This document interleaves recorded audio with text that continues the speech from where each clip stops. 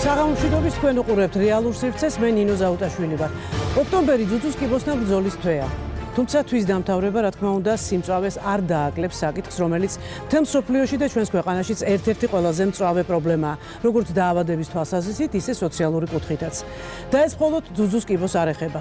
იმისათვის, რომ კარგად გავიაზროთ, რა მასშტაბის პრობლემაზე ვლაპარაკობთ, ერთად ნახოთ კიბოს კვლევის საერთაშორისო ორგანიზაციის მიერ 2018 წელს გამოქვეყნებული მონაცემები, რომლის მიხედვით მსოფლიოში 18,100,000 ახალი შემთხვევა აღრიცხული.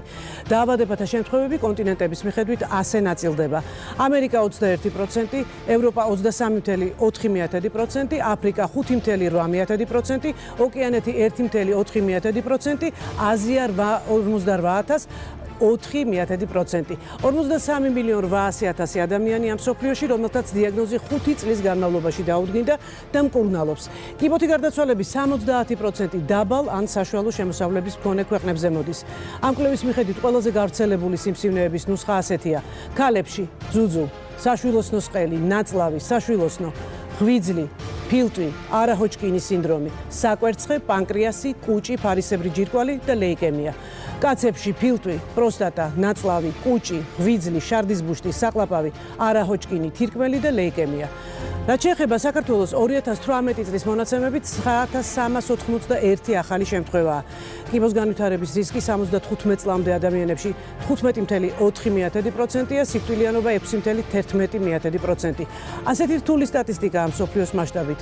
წელი არ გადის, რომ რეალური სივრცე ამ საკითხს არ დაუბრუნდეს. დღესაც ერთად მივსჯელებთ, რა მიღწევები აქვს ონკოლოგიას, როგორც დარგს მსოფლიოში და სად არის საქართველო ამ რუკაზე და რაც მთავარია, გავიგებთ რა გამოწვევის წინაშე დგანან დღეს ექიმები და პაციენტები და რატომ ირჩევს ჩვენი მოქალაქეების ნაწილი საზღვარგარეთ მკურნალობას. ძალიან დიდი მადლობა ყველას მობრძანებისთვის. ჩვენ დღეს ვისაუბრებთ ძალიან მნიშვნელოვან თემაზე, ეს არის ალბათ კაცობრიობის წინაშე მდგარი ერთ-ერთი ყველაზე დიდი და მნიშვნელოვანი და აქტუალური პრობლემა, ამიტომ მოდით ვიმსჯელოთ ალბათ მაინც პირველ რიგში იმაზე, მაკა თუ რას გვეუბნება ეს სტატისტიკა, რა სურათს ხატავს. მოგესალმებით უპირველეს ყოვლისა, მადლობას მოგახსენებთ სტუდიაში მოწვევისთვის, ვინაიდან თემა ნამდვილად ძალზე აქტუალურია. თქვენ მოიყვანეთ არაჩვეულებრივი სტატისტიკური მონაცემები და მინდა უბრალოდ დავამატო ის, რომ იგივე ჯანდაცვის მსოფლიო ორგანიზაციის მონაცემებით ავტვისებიანი სიმსივნეების ზრდის ტენდენცია მიმდინარეობს მთელ მსოფლიოში და რა თქმა უნდა საქართველოშიც.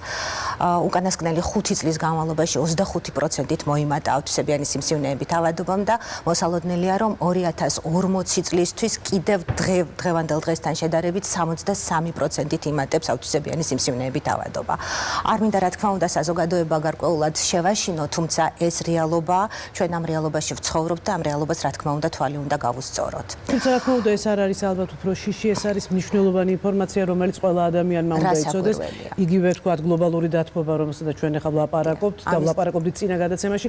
მე ვთვლი, რომ ეს ინფორმაცია ადამიანებს უნდა ჰქონდეთ, ისინი უნდა იყვნენ მზად ყველაფერი იმისთვის, რაც შეიძლება ნებისმიერ ადამიანის ოჯახში განვითარდეს. იცით რა მაინტერესებს, მაკა ამ პრობლემას მსოფლიო და კაცობრიობა იცნობს მას შემდეგ, რაც საერთოდ გაჩნდა ადამიანი დედამიწაზე. მაინტერესებს აი ბოლო პერიოდის ესეთი სწრაფი და უეცარი ზრდა. ეს რა ფაქტორებზეა მაინც დამოკიდებული, ჩვენ რო ზოგადი სურათი დავხატოთ დაახლოებით. ძალიან გლობალურად ძალიან ბევრი ფაქტორი არსებობს ავტვისებიანი სიმსივნის განვითარების, ეს არის ეგრეთ წოდებული გარეგან ეგზოგენური და ენდოგენური ფაქტორები.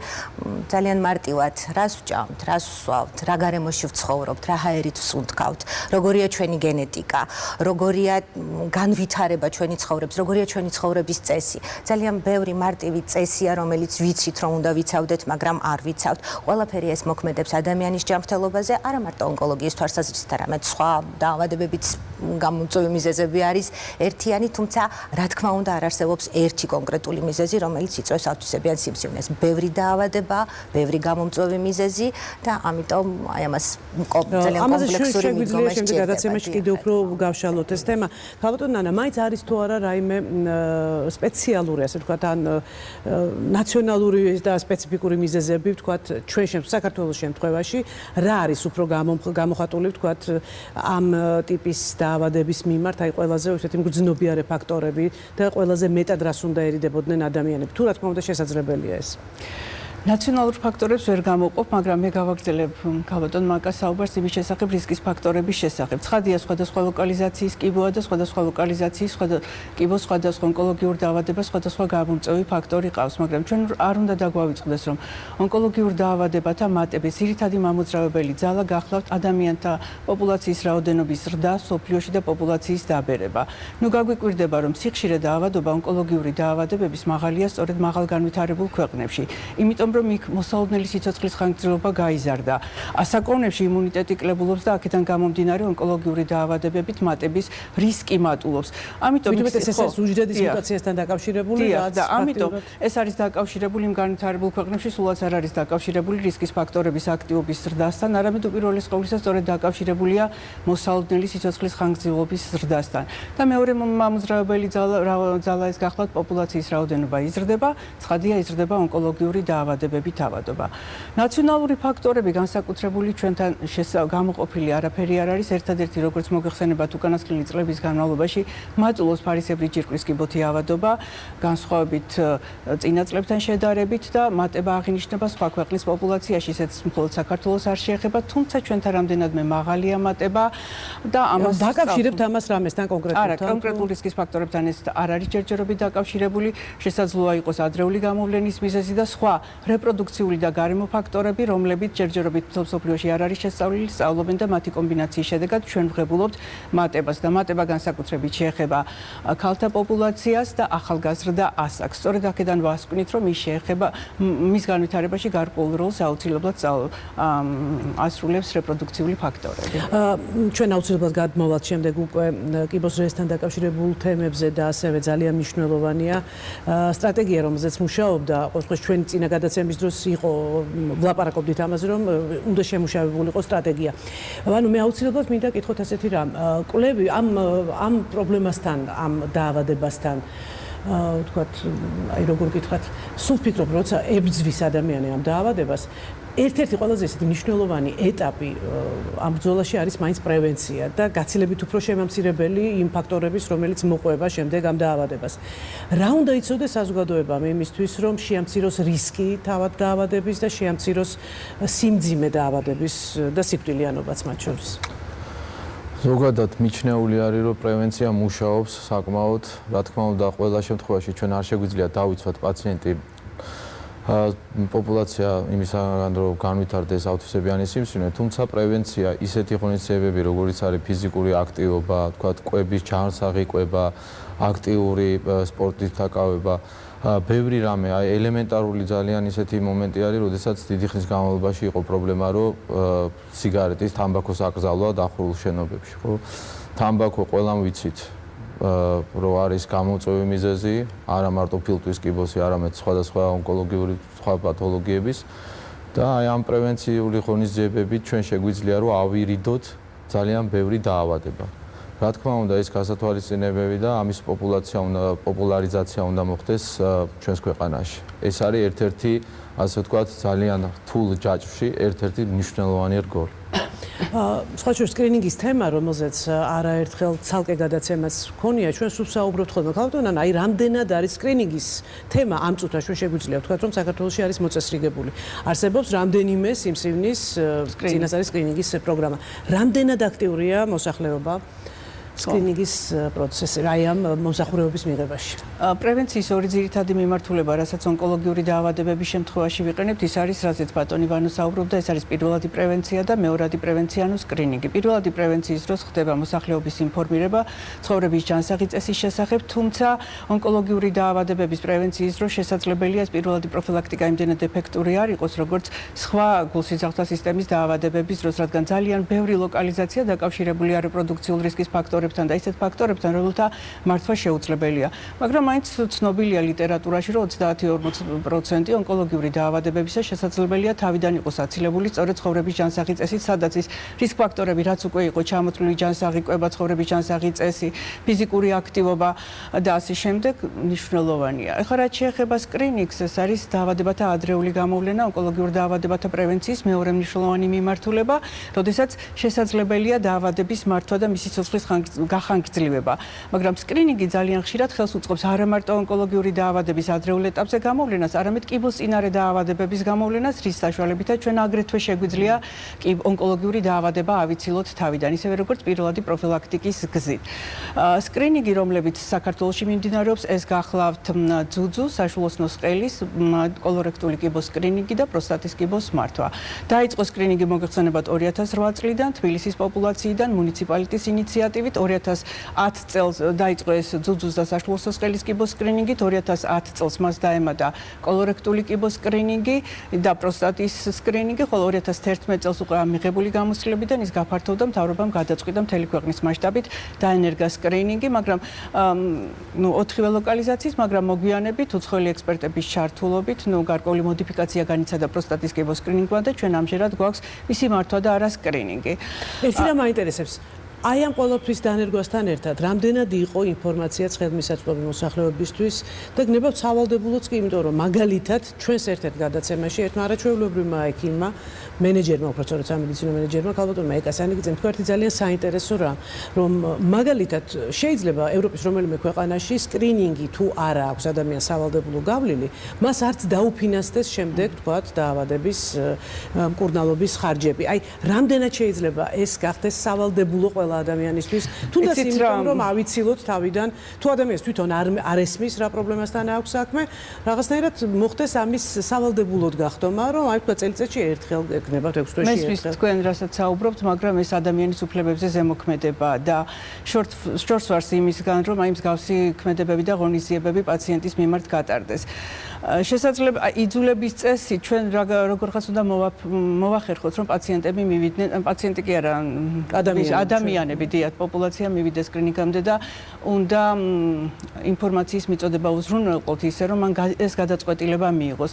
რაც შეეხება დამსჯელობითი ღონისძიებები, ზოგჯერ კი დამსჯელობითი არ არის ეს. არა, დამსჯელობითი იქნება თუ არ დაუფინანსებ, მერე ხო დასჯავ, თქვათ პაცი რომ გამოვლინდება დაავადება და მსგავსი ღონისძიებებისგან ექიმები და ჯანდაცვის სამინისტრო თავს იკავებს და ეს არა, ეს ამ გზით ვერ მიუდგებით, მაგრამ თვითონ პაციენტები უნდა იყვნენ კოლაბორაციაში ჩვენთან, თანამშრომლობა უნდა იყოს საზოგადოებასა და სამედიცინო სფეროს შორის და როცა ჩვენ უწევთ რეკომენდაციას და ვურჩევთ, რომ მათ უნდა მიიღონ მონაწილეობა, ეს მათთვის არის კარგი, თანაც სახელმწიფო, ეს არის ბენეფიტი, რომელსაც უფასოდ თავაზობს სახელმწიფო, ხო უნდა ჩაერთონ მსგავს პროგრამებში და მოხდეს დაავადების ადრეულ ეტაპზე გამოვლენა, ან კიდე უფრო მეტიც დაავადების წინარე მდგომარეობის გამოვლენა, როცა საერთო დაავადება იყოს თავიდან აცილებული. ნატო, აი მე ძალიან მაინტერესებს, რამდენად მნიშვნელოვანია დასაწყის ეტაპზევე აღმოჩენა და აი საწყის სტადიაზევე აღმოჩენა დაავადების და რამდენად იზრდება შანსი შემდეგ უკვე ვთქვათ ამ დაავადების მორევის.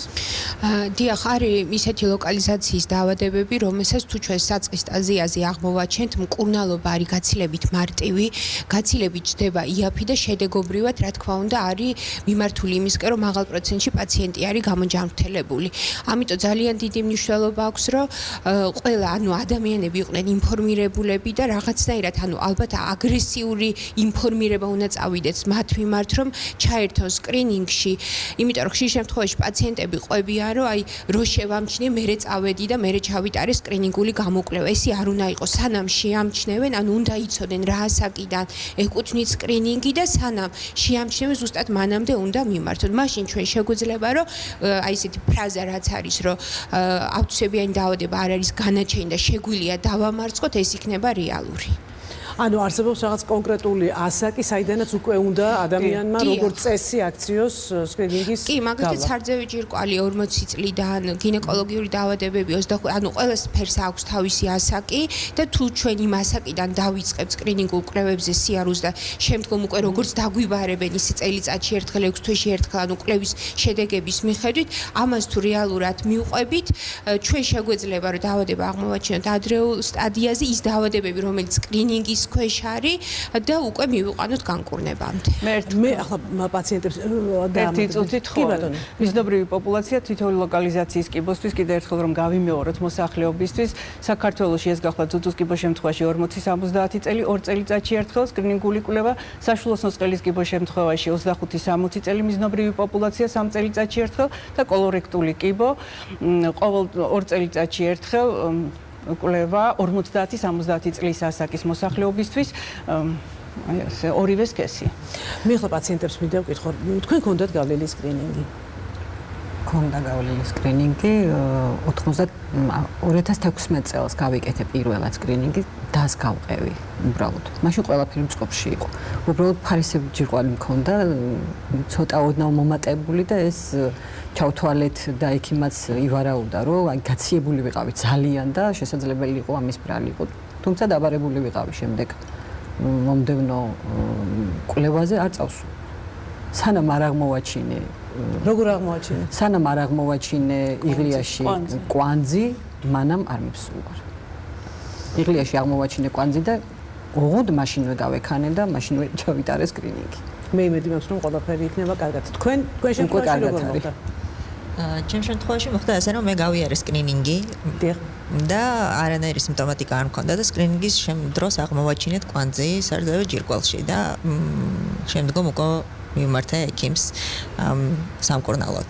უბრალოდ არის ერთი მომენტი, რომ ძალიან ბევრი პაციენტი ჯერ ინფორმაცია არ არის მისული საზოგადოებამდე სრულყოფილად, იმდენად რომ სკრინინგი რამდენად კარგი რამეა და რამდენად აუმჯობესებს მათ სიცოცხლის ხარისხს და ჯანმრთელობის ხარისხს. ეს ინფორმაცია ალბათ ჯერ კიდევ არ არის საზოგადოებამდე მისული. აი როგორ უნდა მივიდეს ეს ინფორმაცია მართლა მაინტერესებს? არ ვიცი, აი ძალიან არ ვიცი, გადაცემების თქვენი გადაცემების მეშვეობით ტელევიზიის, ლიტერატურა, გაზეთები ამაზე უნდა იყოს ატეხილი განგაში, იმიტომ არ იცის ხალხმა ამ პროგრამების არსებობის შესახებ ელემენტარულად. მეორე მომენტი არის ის, იციან, მაგრამ აი ეს ირაკლემოს პოზიციაში ყოფნა ურჩევნია და ურჩევნიათ, რომ აი მე არა და აი ან ცხოვრების რიტმი და ტემპი ისეთია, რომ აი არ მცალია დღეს და მოდი ხვალ და ის ხვალი არასოდეს არ დგება.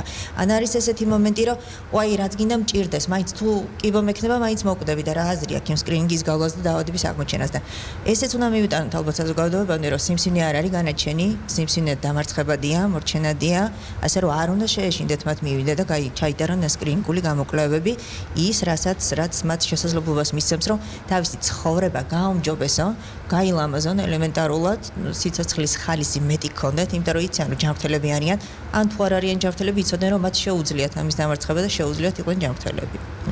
მადლობ დაგიბრუნდებით. თქვენ შემთხვევაში როგორ მოხდა? თქვენ გქონდათ სკრინინგი გავლილი? მე ჩემი დაავადება აღმოაჩინე უკვე მაშინ, როდესაც ძალიან თვალსაჩინო სიმპტომები გამომივლინდა, მანამდე ვერანაირად ვერ ვაკავშირებდი თუ შეიძლებოდა რომ მუდმივი თავის ტკივილები ყოფილიყო შესაძლებელია დაკავშირებული ამასთან, თუმცა დროულმა სწორმა გამოკვლევებმა მიყონა იმ შედეგამდე, რომ დღეს უკვე ჯანმრთელი ვარ. ძალიან სასიამოვნოა. რას ურჩევდით ადამიანებს, რომლებიც არ უშვებენ, რომ შეიძლება რაიმე პრობლემა შეექმნათ ცხოვრებაში? როგორ ფიქრობთ, ან ჩვენ რა უნდა გავაკეთოთ იმისთვის, რომ შეიძლება აქტიურად მივიტანოთ ინფორმაცია მოსახლეობამდე და თავად მოსახლეობა როგორ უნდა იყოს ყურადღებით თავის ჯანმრთელობასთან? რას ურჩევდით დღეს?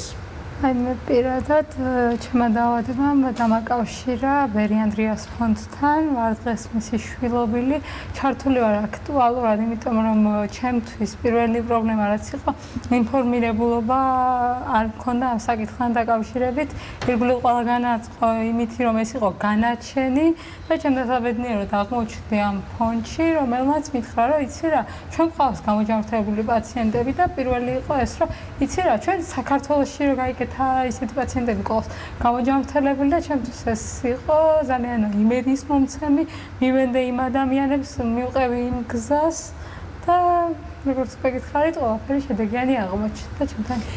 მეც გეთანხმებით, მე ძალიან ბევრი პაციენტი ვიცი საქართველოში გამოჯანმრთელებული და ძალიან კარგად არის დღეს და დარწმუნებული ვარ, რომ სულ იქნება კარგად. გოგიტა, აი სწორედ ახლა რაც თქვა ეკამ, საქართველოში გამოჯანმრთელებული პაციენტები. არის თუ არა, თქვა ესეთი თვალსაჩინო განსხვავება, თქვა როდესაც მოქალაქე ირჩევს წავიდეს უცხოეთში და მიიღოს იქ რაღაც გარკვეული სამედიცინო მომსახურება, რა ადგილას ვართ ახლა ჩვენ საქართველო? და რაში ჩამორჩებით? აი ამაზეც რომ თქვა, აი რა არის ის რაც სკეპსის იწვევს თქვა მოქალაქეების მხრიდან? ჩვენ თუ კონკრეტულად ონკოლოგიაზე ვისაუბრებთ, ონკოლოგია არ არის ცალკე დგომი რაღაც დარგი ან მედიცინის, ან მეცნიერების, ეს არის აი წარმოიდგინეთ მულტიდარგობრივი ჯგუფი. რომ არ ვიცი, ხუმრობდით მე და ჩემი ძალიან ესეთი კარგი მასწავლებელი, რომ ყოველ მესამე ადამიანს გაუჩნდება კიბო ზოგადად. რომ დაითვალოს სტატისტიკა. შეიძლება ამ დასკვნამდეც მიხვიდეთ. ამიტომ ეს არის დაავადება, რომელიც არის ძალიან ხშირი, გვიან შემთხვევებში ძალიან ვერაგი ზოგი ადრეც, მაგრამ ბევრი რაღაცის თავიდან აცილება შეიძლება. ბევრი რაღაცის, თქვათ, გაცვლად შეიძლება და წინასწარ პროგნოზირება, იგივე გენეტიკა ახსენეთ თქვენთვის. მნიშვნელოვანი. მოკლედ, აი ეს დარგი ისევე ვითარდება, როგორც ყველა თქვენი დარგი და სხვა დარგი. ანუ რა თქმა უნდა, თვალსაჩინოზე მეტია განსხვავება ზოგიერთ კლინიკასა და ზოგიერთ ცენტრს, იმიტომ რომ წარმოიდგინეთ, უმეტეს ჩვენთაგანს უნახია ქალაქები, რომელიც ემსახურება ამ დაავადებას. აი ქალაქზეა საუბარი, არ არის საუბარი ერთ საავადმყოფოზე ან დიდი კამპუსები, რომელშიც ჩართულია ფიზიკოსები, ჩართულები არიან ბიოლოგები, გენეტიკოსები. იყენებენ ყველაფერს, რაც კი შეიძლება გამოიყენოს ადამიანს. ამის გამოყენება საქართველოში იმ პირობებში რაც არის, თითქმის შეუძლებელია. ჯერ სისტემა არის ასაწყობი. გოგით აუცილებლად უნდა შეგახსენოთ იმ გადაცემაში თქვენ თქვით ასეთი რამ, რომ მეცნიერება კვალდაკვალ უნდა მისდევდეს მედიცინას. აი სწორად გამოვიდა. მისდევს, მაგრამ ახლოს ზოგ ცოტა შორს, მაგრამ ერთ რამის გეტყვით, რომ ეხლა რაზეც საუბარი მიდის, იგივე სკრინინგი, იგივე რაღაც დარგები. საქართველოში მე ვთვლი, რომ ყველაზე კარგად არიან განვითარებული ბევრ შურს დამიჯერეთ რაღაცეებში. მაგრამ ეს არის ძალიან მცირე ნაწილი იმას, რასაც მეკითხებით, მაგრამ ეს ყველაფერი განვითარებადია და პრობლემა რა არის? ხო, თუ იმაზეა საუბარი, სად ჯობია, იცით რა არის? ეს დაავადება არის ქრონიკული. ეს არ არის მწვავე პროცესი, რომ რაღაც ერთჯერადი ოპერაცია ჩატარდეს და ამეთი და შეიძლება ეს ოპერაცია ვიღაც ინდოელი, ვიღაც არა ბოდიში, ინდოელები ქირურგიაში, მე ვთვლი, რომ ერთ-ერთი საუკეთესო ხალხი ხა. ჩვენ თუ იმაზე ვისაუბრეთ, ინდოეთის სისტემა ჯობია თუ ამერიკის არც არის საჭირო საუბარი ამაზე. ხო, ხვდებით, აქ არის საუბარი იმ ნაწილებზე, მაგალითად, რაღაც ნაწილში ქირურგია, რაღაც ნაწილში არ ვიცით. განათლება და მეცნიერება, რაც აუცილებელია ჩვენი დარგისთვის, რომ ეს ყოველდღიურად ხდებოდეს ექიმების განვითარება თვითონ. მაგრამ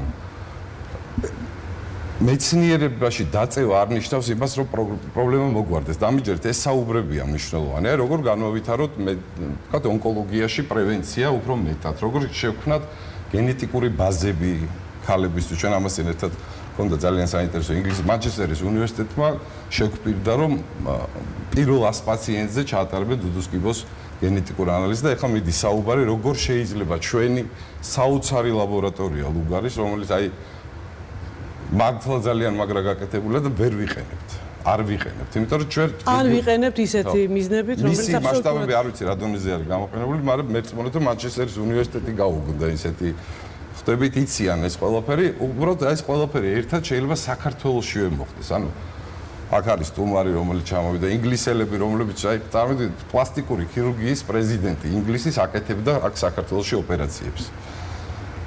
ეს ყველა დარგში ხდება, ხვდებით, რაღაცა წინსვლა, მაგრამ ეს ყველაფერი არის დრო, ეს როგორც ყველა დარგი ვითარდება, ისე ვითარდება ძალიან ძვირი სიამოვნება. ამიტომ ამ ქრონიკული პაციენტებისთვის სადმე გაგზავნა, ჩამოყვანა, თუ გჭირდება, რა თქმა უნდა და ისინიც მერწმუნეთ, რომ შეიძლება ერთი ქვეყნიდან არა, მაგრამ ერთი რაღაც პროვინციიდან მეორეში გაიგზავნოს პაციენტი, იმიტომ რომ იქ უკეთესია რაღაცაში ხარისხი. ამიტომ ეს გლობალიზაცია თვითონ დაალაგებს და იმედი მაქვს, რომ საქართველოში ჯერ ტრადიციები გვაქვს უზარმაზარი ონკოლოგიაში თუნდაც. ეს დარგი იქნება ერთ-ერთი აი ამ ყოველშაბათში ამ რეგიონში დღესაც წამყვანია მერწმუნეთ. აი ჩრდილო კავკასიიდან დაწყებული, არ ვიცი, ირგვლივ რეგიონები ძალიან დიდ პატივს გვცემენ, იმიტომ რომ გვენდობიან. მე ვიზია მაგრამ არის რაღაცები, რაში ჩვენ, რა ვიცი, ჯერ სადავართ. გასაგებ, მოდი ვთქვათ მაინც, კი, მაკა თქვენ და ვანუსთანაც მინდა იგივე. მე ვიტყოდი ასე, ონკოლოგია არის თანამედროვე მედიცინის ერთ-ერთი ყველაზე რთული დარგი და ეს სირთულე არის როგორც ჩვენთან, ასევე მსოფლიოს ნებისმიერ ქვეყანაში ნამდვილად არსებობს ამ დარგში, მის დიაგნოსტიკაში, მის მკურნალობაში, პაციენტის შემდგომ მართვაში და ასე შემდეგ. ეს არის დარგი, რომელშიც არ არსებობს სიტყვა, აი მცირე, პატარა, არ არსებობს პატარა პრობლემა, არ არსებობს უმნიშვნელო ან ნაკლებად მნიშვნელოვანი დეტალი.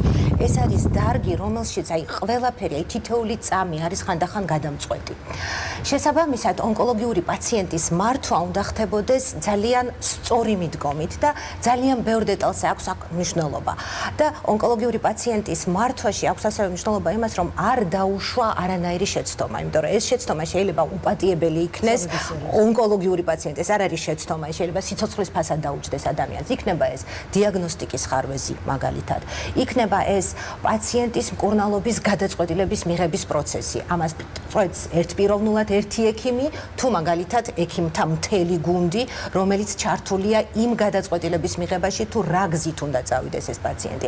იქნება ეს თვითონ მკურნალობა და ამ მკურნალობის და უშუალოდ გვერდით მოვლენებთან დაკავშირებული საკითხები. იქნება ეს პაციენტის მკურნალობის შემდგომი მონიტორინგი, რამდენად კარგად იციან პაციენტებმა, რამდენად ხშირად უნდა მოვიდნენ, უნდა ჩაიტარონ რამდენად ხანგრძლივად და უშუალოდ ჰორმონოთერაპია, რამდენ ხანში ერთხელ უნდა ჩაიტარონ პროფილაქტიკური კვლევები და ასე შემდეგ. ეს არის პაციენტის და ექიმის ძალიან ნატიფი ურთიერთობა, ძალიან სენსიტიური ურთიერთობა. ეს არის ექიმის და ექიმის ურთიერთობა კლინიკთან, ანუ საქართველოს რეალობაში ერთი და იგივე პაციენტი ერთ კლინიკაში ერთ მკურნალობას იტარებს, მეორე კლინიკაში მეორე მკურნალობას.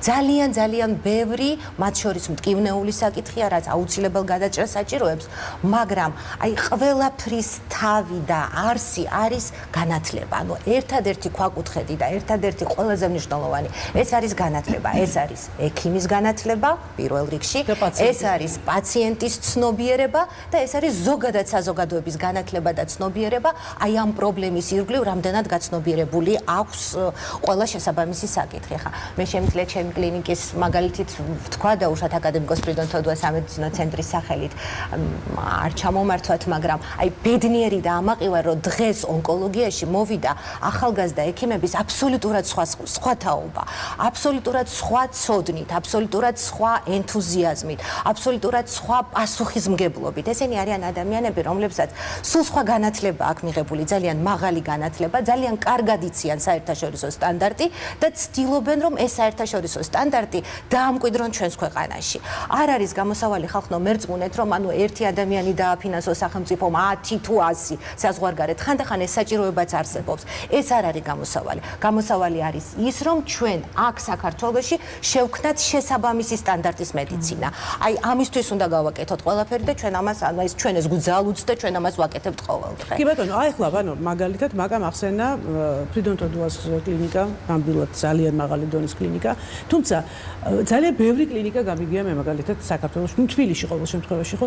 აი რამდენად აქვს ყველას ხელმისაწვდომი, რამდენად არის ყველასთვის კვალიფიციური, კარგი მკურნალობის მიღება. მე გულისხმობ საზოგადოების იმ ნაწილს, რომელმაც შეიძლება ზედმიწევნით კარგად არ იცოდეს და ვერ ერკვეოდეს, თქვათ, ვისთან წავიდეს, ვის მიმართოს. ძალიან რთული საკითხია და მით უმეტეს ალბათ სწორად გაიგებთ, რა თქმა უნდა პაციენტზე ძალიან ბევრია დამოკიდებული, მაგრამ როგორც კი ესეთი დიაგნოზი ესმევა ადამიანს, სრულად არ გამოვრიცხავ, რომ ის საერთოდ გამოვიდეს წყობიდან და თქვათ, პირიქით ძალიან დაიბნეს და ვერ შეუწყოს ხელი ექიმებს, რომ საკუთარ თავს უშველოს. აი ესეთ შემთხვევაში ეს ბევრი კლინიკის არსებობა რას აძლევს ამ დაავადებასთან ბრძოლის, თქვათ, რამდენად ეფექტიანია ბრძოლისთვის. თუ პირიქით, როგორც ადრე იყო, თქვათ, მიღებული რაღაცა ცენტრი იყო, სადაც ყველაფერი ხდებოდა, იგივე კამპუსი რო სადაც გოგიტა ამბობს, აი ხო შეიძლება რომ აი ამ ტიპის რაღაცა დასახლებებიც კი არსებობდა, სადაც ძალიან ბევრი სხვადასხვა ტიპის მომსახურება შეიძლება მიიღოს პაციენტმა და იქვე იყოს გადაწყვეტილი, თქვათ, მისი მკურნალობის შემდგომი გზა. იყო ეგეთი. ესეთი იყო მე მახსოვს ხო, თუმცა ვილაპარაკოთ ამაზეც, იქნებ ზოგადად ძალიან რთული შეკითხვა დამისვით რა რეალურად. ვიცი რომ რთულია ეს. არის თუ არა ამდენი კლინიკა საჭირო. ფაქტი ის არის, რომ 200-ზე მეტ კლინიკას აქვს საქართველოში ონკოლოგიური პაციენტის მართვის უფლება, ასე ვთქვათ, რაც ჩემის აზრით 3 მილიონი ნახევარი ერისთვის ეს წარმოუდგენლად დიდი რიცხვია, თუმცა ეს ჩემი განსაზღვრელი არ არის, მე უბრალოდ იმას დავამატებ მხოლოდ რომ ჩვენ ყველას გვახსოვს ალბათ, ნუ მე მაშინ პატარა ვიყავი, ალბათ ჩემი მშობლებისგან, რომ 90-იანი წლებში ექიმები სანთლის შუქზე აკეთებდნენ ოპერაციას, არ არსებობდა მინიმალური წყალი არ მოდიოდა.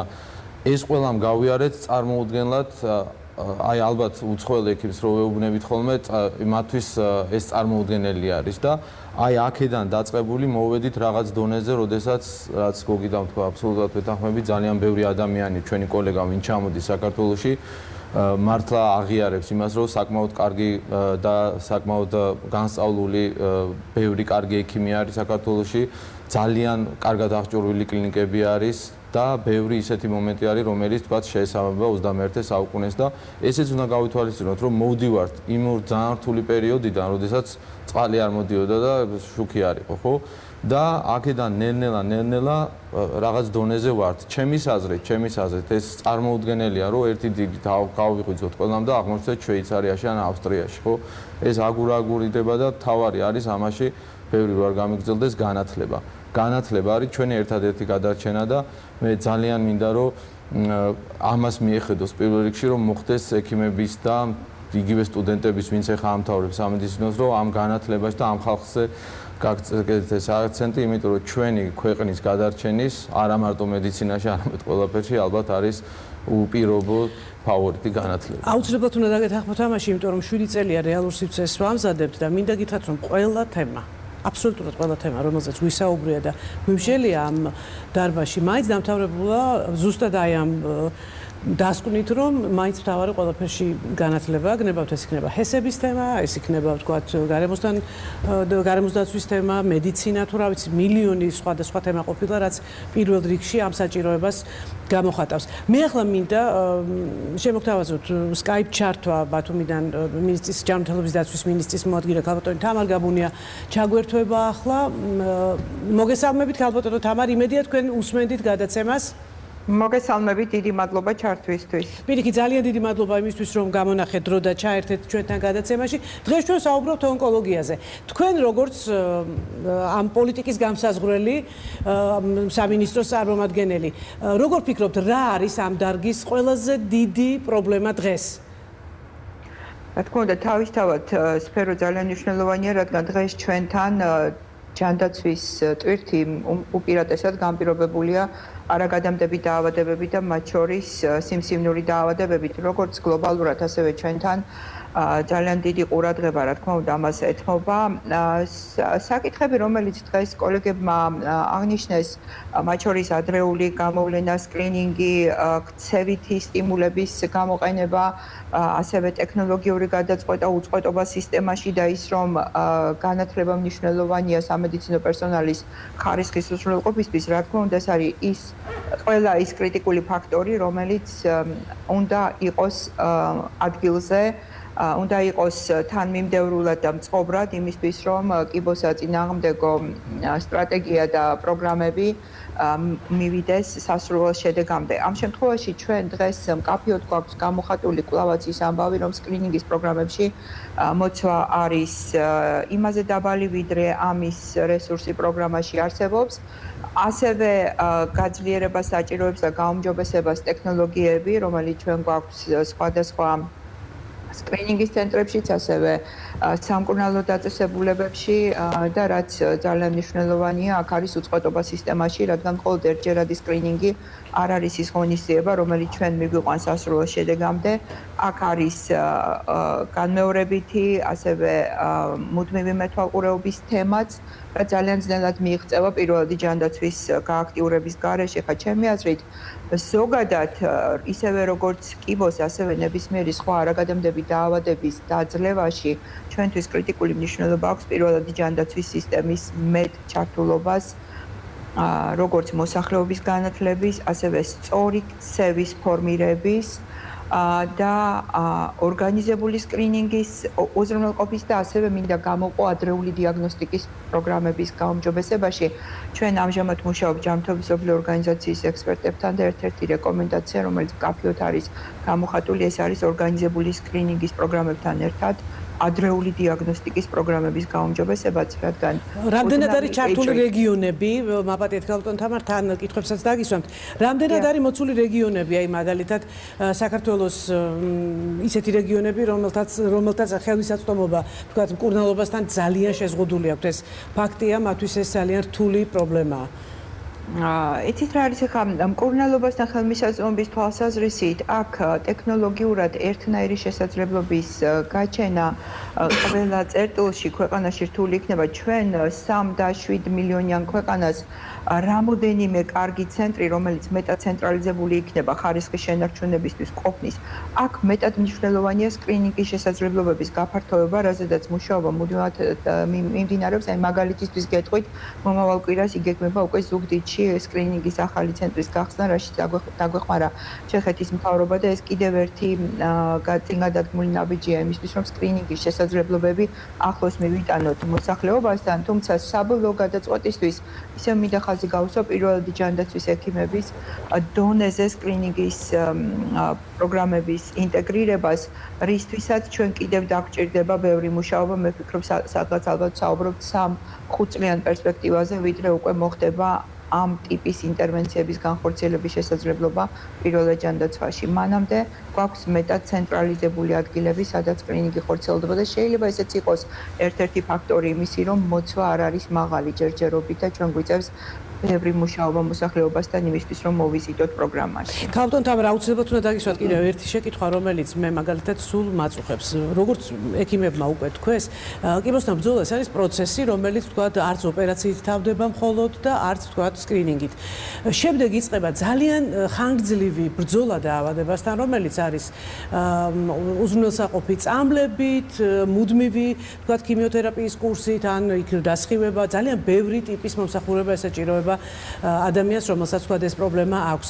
როგორ ფიქრობთ, აი რამდენად არის სახელმწიფო პოლიტიკა განსაზღვრული სწორად, რომ აბსოლუტურად ყველაფერზე კონდეს წვდომა ადამიანს? ხომ არ არის აი იგივე თქვათ საბიუჯეტო თანხების ხარჯვის შემთხვევაში, როცა მარტო ოპერაციას ვაფინანსებთ და შემდეგ უკვე პაციენტმა აღარ იცის რა გააკეთოს და მას უწევს მე ამ თანხების მოძიება, ხან შეძლებს ამას, ხან ვერ შეძლებს. ასეთ შემთხვევაში ხომ არ უნდა იყოს რაღაც ერთიანი დიდი პროგრამა და პაციენტებს ხომ მიყვებოდეს ეს ბიუჯეტი თავიდან ზუსტად იმ წერტილამდე, სადაც ადამიანი უკვე სრულიად გამოჯანმრთელებულია და მას ნაკლები დანახარჯები ჭირდება თავისი თავისთვის. აი რამდენად არის სისტემა მთლიანად აი ესე მობილური და ორიენტირებული და მზადყოფნაში იმისთვის, რომ ყველა პაციენტს მოიმსახუროს თავიდან ბოლომდე, ანუ დაწყებიდან დაავადების სკრინინგიდან ბოლომდე. კი ბატონო, რა თქმა უნდა ძალიან მნიშვნელოვანია და ჩვენი მიზანიც არის სწორედ ის, რომ როდესაც ხდება დიაგნოსტიკა, დიაგნოსტიკიდან პალიატიური მოვლის ჩათვლით იყოს მოცული პაციენტის საჭიროებები. ხა რამდენად ხდება ამის მოცვა? ბიუჯეტს რომ შევხედოთ, დაახლოებით 10%-მდე ბიუჯეტის ზოგადად ჯანდაცვის დანახარჯებში არის მიმართული კიბოს ან კიბოსთან დაკავშირებული სხვა მდგომარეობების მკურნალობაზე, რაც სოლიდური თანხაა, თუმცა ეს ჯერ კიდევ არნიშნავს იმას, რომ ყველა საჭიროება იფარება სრულად.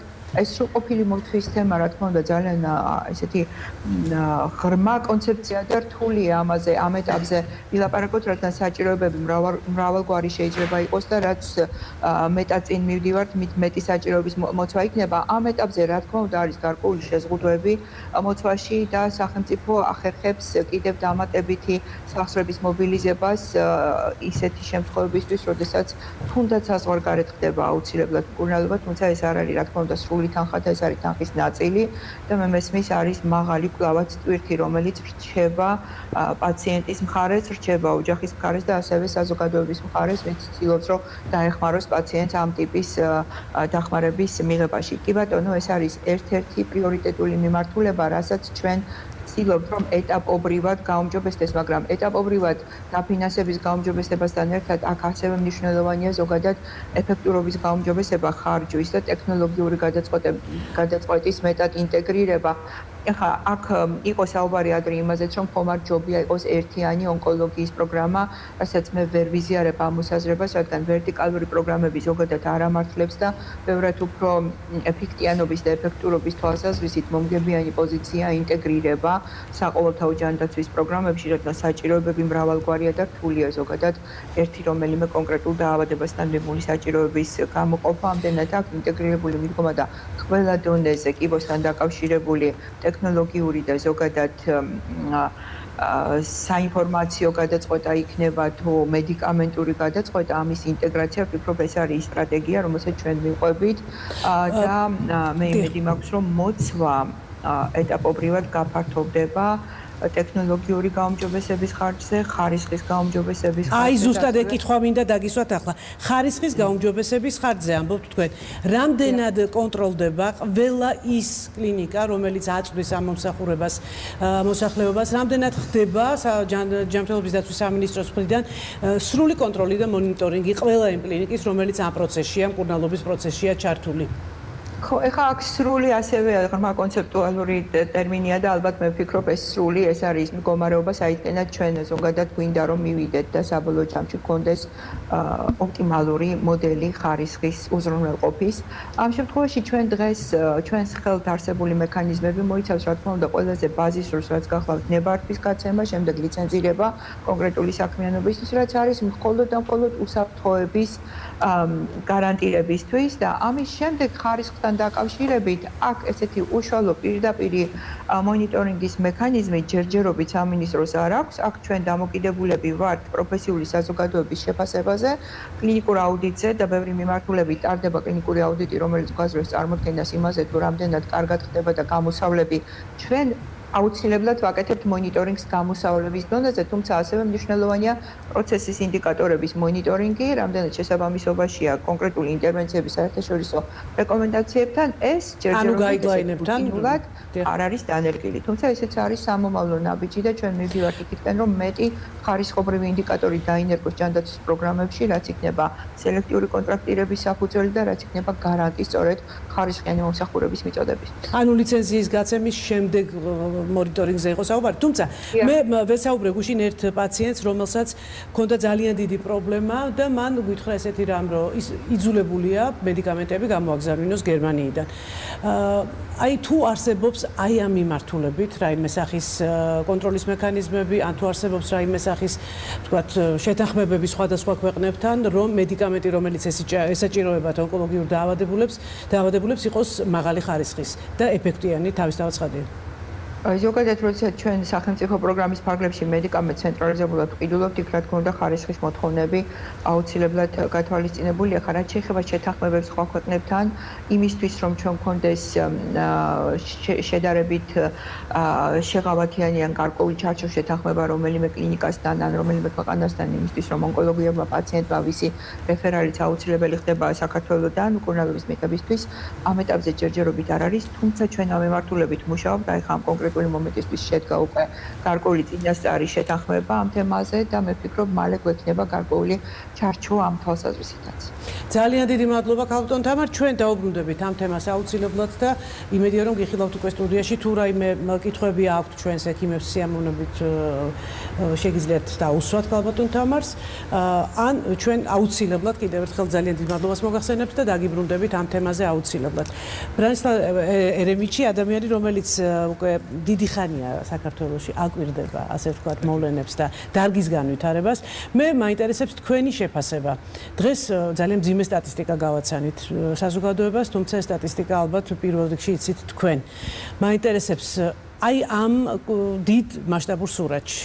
სად არის საქართველო ამ წუთას, რა დონეზეა განვითარებული დარგი ჩვენთან და როგორ შეიძლება ვთქვათ საზოგადოება ვანუგეშოთ, რომ საქართველოში მიღებული დანიშნულება, საქართველოში მიღებული ყველა ის მკურნალობის ფორმა, რომელიც არსებობს თელ მსოფლიოში, არის ეფექტიანი და ვთქვათ ადამიანს შეუძლია მშვიდად მიმართოს საქართველოში არსებულ კლინიკებს, ყოველ შემთხვევაში იმათ მაინც, ვისაც დიდი გამოცდილება აქვს ონკოლოგიურ დაავადებასთან ბრძოლის.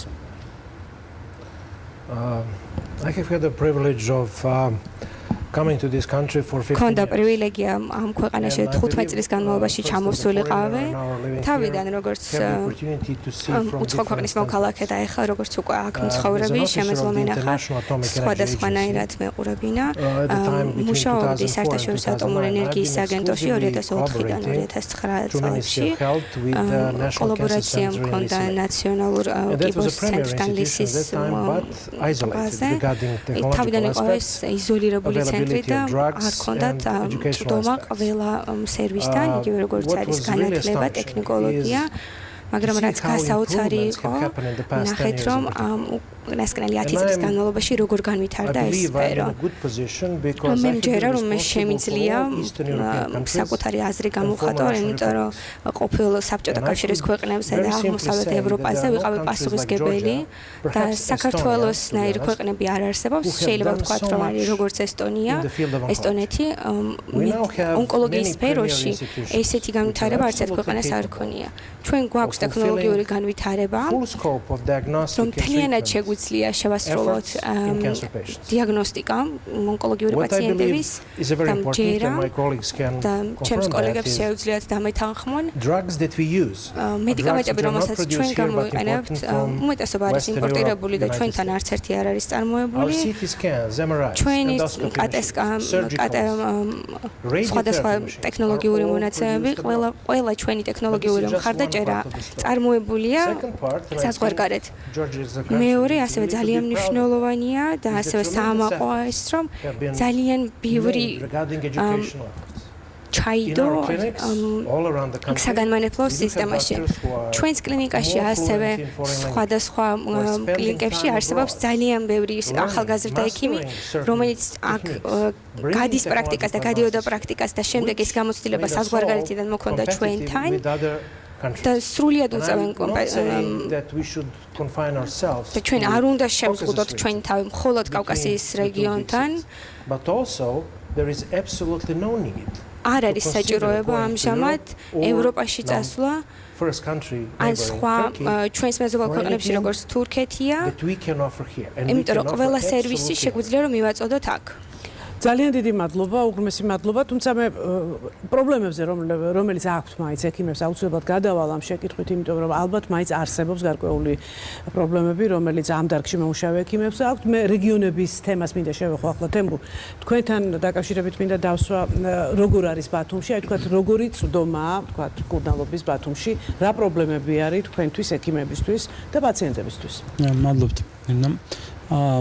ერთი რაღაც რისგანაც მინდა რომ დავიწყო, ეს არის ძალიან მიხარია, მეც დიდი პერიოდი ვიმუშავე სხვა ქვეყანაში და შემდეგ არჩევა მჭირდებოდა ჩამოსულიყავი საქართველოში სამუშაოდ თუ არა. იქ იყო 8-9 წლის წინა და მაშინ უკვე გამოჩნდა რომ ძალიან კარგი ტენდენცია მიმდინარეობდა ჩვენთან ქართულ ჯანდაცვაში. აი ის ესე ვიტყვი მანკიერი ცენტრალიზებულობის მანკიერი წრის დარღვევა. სადაც რა სიტუაციაშიც, როდესაც კარგი მედიცინა შეიძლება და მხოლოდ დიდ ქალაქებში. მაგალითად ეს იყო მაინც უფრო საბჭოური პერიოდის გაგება. ხო, აი მოსკოვში გაცილებით უფრო უკეთესი იყო მკურნალობა ვიდრე საქართველოში. ეს ძალიან სწრაფად შეიცვალა და სწორედ ამ ცვალებადობის ფონზეც აღმოჩნდი მე ბათუმში. დავიწყე მუშაობა და ის საშუალებები, რაც ჩვენ მოგვეცა რეგიონებში გასანვითარებლად, სრულიად საკმარისი იყო იმისთვის, რომ ძალიან კომფორტულად მეგზნო თავი როგორც პროფესიონალს ჩემს პატარა ქალაქშიც თუნდაც. იქ გამომდინარე იმ საშუალებებიდან, რაც არსებობს, ისე ვიტყვი ჯანდაცვის სისტემაში, იმ საშუალებებიდან, რაც თანამედროვე ტექნოლოგიები გვაძლევს ჩვენ თუნდაც ინტერნეტის საშუალებით, როდესაც პაციენტი, რომელსაც მე დღეს ბათუმში ვნახავ, მის შესახებ სრული ინფორმაციაა დაწყებული მისი მდგომარეობის შეფასებიდან დამთავრებული სრული კვლევებით, რომელიც კი გაკეთებადია. კლინიკებში შეიძლება გადაცემული იქნას რამდენიმე საათში სხვა კლინიკაში, თუნდაც თბილისში, თუნდაც საზღვარგარეთ და ეს ჩვენ გვიქმნის იმის საშუალებას, რომ იგივე პატარა ქალაქში ჩვენ გქონდეს ისეთივე მულტიდისციპლინარული კონსილიუმის შეკრების საშუალება. ზოგჯერ ეს უფრო სწრაფად ხორციელდება, ვიდრე პაციენტი გადავა ერთი ქალაქიდან მეორე ქალაქში. აი პაციენტის ჩამოსანამ თბილისში ჩამოვა, მანამდე ჩვენ უკვე შეგვიძლია შევიკრიბოთ ექიმებმა და ეს ამ შემთხვევაში კონტაქტების დამყარების საშუალება უნდა გქონდეს თუნდაც ექიმებს. სულ ფიქრობ თემურ, აი ძალიან ხშირად მეფიქრია სხვათა შორის ამაზე, ტექნოლოგიური განვითარების ესეთ პერიოდში, ესეთ ეპოქაში, რატომ უნდა იყოს აუცილებელი მანდამაინც სადღაც გაფრენა და აი დროის ხარჯვა, ეს ყველაფერი არის ფინანსებთან დაკავშირებული, დროსთან დაკავშირებული. მაშინ როცა მე სოფლიოს ნებისმიერ წერტილთან შემიძლია ზუსტად 2 წუთში ვიყო კონტაქტზე. აი იცით, ნამდვილად აი რთულია რატომღაც აღსაქმელად და აი რო დავეწიოთ ამ სიტუაციას ძალიან რთულია. როდესაც აი ჩემს პირად მაგალითად ჩემს ახლობელს როცა დაჭირდა აი რაღაც გადაწყვეტილების მიღება, თქვა ოპერაციასთან დაკავშირებით, აი ზუსტად დაახლოებით 3 დღეში მე გავიგე 10 იმ დარგის პროფესიონალის, საუკეთესო პროფესიონალის შესახებ ინფორმაცია და როდესაც ეს შევაჯერე მივიღე რომ შემეძლო რაღაც გადაწყვეტილების მიღება, რადგანაც მქონდა საერთო აზრი. ანუ ესევე ვაკეთებთ პაციენტების მიმართებაში, რაც მქონდა ვცდილობთ რაღაცა სჭირდება გაცილებით მეტი ფინანსი, რაც შეიძლება რომ გაკეთდეს ფინანსების გარეშე, იმასაც ვახერხებთ, ანუ მაგრამ აი სწორედ მაგაშია რომ ჩვენ გვიჭირს დავაჯეროთ ზოგჯერ პაციენტს, რომ ის გადაწყვეტილება, რომელიც მიღებულია ვირტუალურად, არის ისეთივე, როგორიც შეიძლება იყოს რეალობაში მიღებული. აი არ ვიცი, ხა შეიძლება რა თქმა უნდა არის გარკვეული ძალიან პატარა ნიუანსები, როდესაც შეუძლებელია ვირტუალურად პაციენტის შეფასება, თუმცა აი თუ კი სწორად არის გამოკვლეული, თუ კი მას აი ვიზუალიზაციის მეთოდები, იგივე კომპიუტერული ტომოგრაფია, მაგნიტური ტომოგრაფია, სხვა საშუალებები, ანალიზები აქვს ჩატარებული თანამედროვე ტექნიკით, რომლის ვიზუალური მასალის გადაგზავნა შეიძლება ამას აი ამ შემთხვევაში არანაირი მნიშვნელობა არ აქვს არც რეგიონს, არც საზღვრებს, არც ვიზებს, არაფერს საერთოდ და აი ჩვენ საქართველოში ბევრი კლინიკაა თუნდაც რომლებიც ძალიან აქტიურად თვეში ერთხელ აი მაგალითად ამერიკაში მიმდინარეობს კონსილიუმი ექიმების, როდესაც შეიძლება რომ გადააგზავნო პაციენტის მონაცემები დაახლოებით 20-მდე საუკეთესო დარგის სპეციალისტები განიხილავენ მას და თავის საერთო გადაწყვეტილებას ერთად იგივე სკაიპის საშუალებით, ანუ სპეციალური თქვათ ონლაინ საშუალებით შეგვიძლია აი ვიცი აი ბევრი საქართველოს კლინიკებიც ამაში მონაწილეობენ და შესაბამისად აი ნებისმიერ ადამიანს შეუძლია ამით ისარგებლოს. მე მაგალითად ზუსტად რამდენიმე დღის წინ ვისარგებლე ესეთი თქვათ მომსახურებით და ამერიკაში ჰოკინსის კლინიკაში ვესაუბრე ქართველ არაჩვეულებრივ ექიმს და მივიღე მისგან ძალიან საჭირო ხო, ერთი რაღაც არის, ოღონდ აი ცოტა გასაფრთხილებელი ამ ხრივ, ძალიან ბევრი კლინიკა, რომელიც აი მიზანმიმართულია პაციენტების მოზიდვაზე საზღვარგარეთ ვსაუბრობ, თუნდაც ისრაელში, გერმანიაში ნაკლებად არ მაგრამ თურქეთი, ისრაელი ამ სერვისს იყენებენ როგორც რეკლამირებას. შეიძლება უფასოდ ჩაუტარონ რაიმე კონსულტაცია პაციენტს ესეთივე. ოღონდ ეს გამოიყენონ იმისთვის, რომ თითქოს დაუმტკიცონ, რომ ჯობია რომ პაციენტი გადმოვიდეს მათთან კლინიკაში. ეს ცუდი პრაქტიკა შეიძლება არ იყოს, მაგრამ ამას სჭირდება ორმაგად შეფასება და პაციენტისთვის შეიძლება რთული იყოს ამ შემთხვევაში რეალურად გარკვევა, რომ აი იმისთვის, რასაც მე მეუბნებიან, ღირს წასვლა თუ არ ღირს. აი ხო გესმით, ამიტომ ყველაფერი უფასო, ესეთი კარგი არ არის. აი ამაზეა საუბარი, რომ მით უმეტეს ილონ მასკი ახლა მსოფლიოს გაერთიანებულ ერთ დიდ Wi-Fi-ს პირდება, ასე რომ ეს არის. ხო, ამიტომ აი ნახეთ, იმის აი იგივე აი რეგიონი რა არის ახლა, ხო, ანუ რეგიონი ის არ არის, სადაც ჩვენ 5 საათი გვჭირდება, რომ ინფორმაცია გადავიტანოთ მეორე, ანუ ერთი წერტილიდან მეორეს. ამ შემთხვევაში საქართველოს აღარაა რეგიონი რაღაცის, ანუ საქართველოს არის ერთი დიდი გლობალური ონკოლოგიური როგორც თუნდაც დიდი კამპუსის რაღაც ნაწილი, იმიტომ რომ ეს ყველა ჩვენ ინფორმაციას ვღებულობთ ინტერნეტით გაცილებით უფრო მეც ვიდრე რეალური შეხვედრებიდან. კიდე აღსანიშნავია თუნდაც ის, რომ აი მე ბევრი მინახავს პოსტსაბჭოურ ქვეყნებში განსაკუთრებით ექიმებთანაც მქონია ურთიერთობა, მაგრამ აი ინგლისურ ენაზე ჩვენთან რო საუბრობს ექიმები, სხვაგან არ მინახავს თუნდაც. იმიტომ რომ ჩვენ დავინახეთ, რომ ინგლისური ენა ძალიან მნიშვნელოვანია იმისთვის, რომ დროულად მიიღო ინფორმაცია, გადათარგმნილი ინფორმაცია სულ სხვა. ისიც აღსანიშნავია, რომ მაგალითად გაიდლაინები, რაც არის ამერიკული თუ აი NCCN-ის გაიდლაინები, ხო არ საჭიროებს ჩვენთან გადათარგმნას და რაღაც პროცედურების გალვას, პირდაპირ შეგვიძლია მივიღოთ, ვიღებულობთ ექიმები, იმიტომ რომ შეგვიძლია ეს გადათარგმნის გარეშე წავიკითხოთ და დავამტკიცოთ. ერთი რამ მაინტერესებს, აი გაიდლაინი, სულ მესმის ბოლო პერიოდში გაიდლაინი, მე აბსოლუტურად არაპროფესიულ შეკითხვას ვამე, ახლა ძალიან შეიძლება სამარცხვინოსაც ჩემთვის, მაგრამ მაინც მაინტერესებს.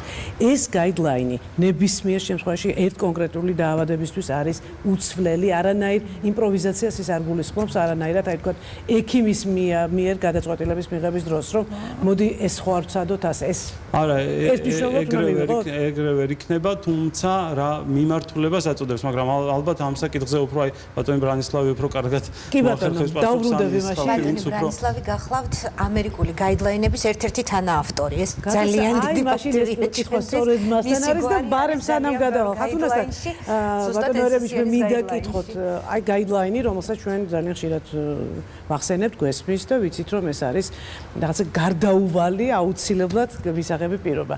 არსებობს თუ არა, თქვათ რაღაცა ექიმის მიერ გადაწყვეტილების მიღების დროს შესაძლებელია თუ არა რაიმე ინდივიდუალური დამოკიდებულების თქვათ გამოხატვა და ოდნავი ცვლილების შეტანა თუ ეს პაციენტისთვის ექიმის გადაწყვეტილების მიხედვით არის უფრო მისაღები. Absolutely. რა თქმა უნდა. I think it is even a must. მე ვთვლი რომ ეს აუცილებლობაა. Guideline some kind of a balance between what is possible and what რა არის შესაძლებელი და რა შეგვიძლია რომ მივახციოთ. თუ მიყვებით guidelines ერთი არასწორს guideline-ის ხოლო ერთი ვარიანტი. ჩვენ ძირითადად ეს სიანზე ვსაუბრობთ, იმიტომ რომ ყველაზე დიდი კოლაბორაცია არის ამერიკის ინსტიტუტებს შორის. მაგრამ მაგალითად ინგლისში არის nice guideline-ები, შოტლანდია სხვა guideline-ები. ასევე არსებობს სხვადასხვა ტიპის ესტრო, ასტრო და სხვადასხვა guideline-ები. მაგრამ მნიშვნელოვანია მივყვეთ ინფორმაციებს. გავეცნოთ მას, მაგრამ ასევე ფრთხილად მოვახდინოთ მათი ინტერპრეტაცია და პაციენტებს The other, I think, important issue is that even in the most sophisticated, the most recent guidelines, you still have levels of evidence. სხვადასხვა რეკომენდაციების ხარისხები არსებობს. ჩვენ ვიყენებთ ძირითად პრინციპებს to rank existing evidence. ჩვენ ვაფასებთ რამდენად არის რეკომენდაცია, თუ არსებობს რამდენიმე კვლევა, რომელიც ერთი და იგივე დასკვნას აკეთებს, ჩვენ ძალიან ვეყრდნობით ამ ინფორმაციას, მაგრამ თუ რამდენიმე რეკომენდაცია არსებობს რამდენიმე ხარისხი, არის პირველი ხაზის, მეორე ხაზის და რამდენიმე სხვა ტიპის ნაკლებად სანდო რეკომენდაცია. თუ ჩვენ გვაქვს პირველი ხაზის რეკომენდაცია, ნიშნავს, რომ ეს არის ყველაზე დამტკიცებული და ხშირად გამოცდილი. Holes where authors of the guidelines are არსებობს სიტუაცია, როდესაც ადვოკატირებას აწევენ კლინიკურ კვლევებისა, იმიტომ რომ იმ შემთხვევაში არ არსებობს რაღაცა ერთი სპეციფიური მკურნალობის საუკეთესო ცნობის საფუძველი სამეცნიერო. Carefully interpreting the data and ყოველთვის ძალიან ფრთხილად უნდა მოვახდინოთ ინტერპრეტაცია ყველანაირი guideline-ის საერთაშორისო. ახლა იმერეთის რეგიონს უნდა შევეხოთ, ხათუნა აუცილებლად, თქვათ როგორ არის რეგიონში წვდომა, როგორ არის სამკურნალობასთან, სკრინინგთან, ყველაფერთან დაკავშირებით. აი სკრინინგიც მაინტერესებს, რამდენად არის თქვათ ინფორმირებული მოსახლეობა სკრინინგთან დაკავშირებით, რამდენად აქტიურად არის ჩართული და თქვათ ასეთ შემთხვევაში თუ საჭიროება ხდება, როგორ არის თქვათ ურთიერთობა უკვე თბილისის კლინიკებთან, როცა საჭირო ხდება ასეთი ჩარევა. კოლეგებმა ბევრი ისაუბრეს ზოგადად სკრინინგის აუცილებლობაზე, მნიშვნელობაზე. მეც ვიზიარებ მათ მოსაზრებას, ანუ სკრინინგი საქართველოს მასშტაბით ხორციელდება და ერთ-ერთი ჩვენს კლინიკაში, ანუ იმერეთში, ქუთაისში არსებულ, ანუ ევექსის ონკოლოგიის ცენტრში. რაც შეეხება ინფორმირებულობას და მოცვას სკრინინგის თვალსაზრისით, ანუ აღნიშნეს უკვე, რომ ანუ მეტი შესაძლებლობები აქვს სკრინინგს და რეალურად არ მოიცავს ამ მოსახლეობის დიდ ნაწილს. მე ვფიქრობ, განმეორდები, რომ ეს ალბათ ინფორმაციის ნაკლებობასთან არის დაკავშირებული. თან აი წეგან მინდოდა ჩამერთვა, რომ აი გამიჯვნა სკრინინგს და პათოლოგიას შორის. აი როდესაც აღმოაჩინა და მივიდა გამოკვლევაზე, ეს სკრინინგს ჩემი აზრით აღარ მოიცავს. უკვე სკრინინგი არის ჯანმრთელი პოპულაციის გამოკვლევა, ანუ ჯანმსაღი მოსახლეობის გამოკვლევა, რომელიც უნდა მივიდეს, გაიკონტროლოს, ხო არა აქვს რაიმე პრობლემა. როდესაც უკვე ეჭვი დგა, რაღაცას მოსინჯავს, რაღაც ეჭვი გაუჩნდება, ეს უკვე არის კვლევის საგანი, ანუ ეჭვი არის უკვე პათოლოგიაზე და უკვე აღარ გულისხმობს ეს სკრინინგს.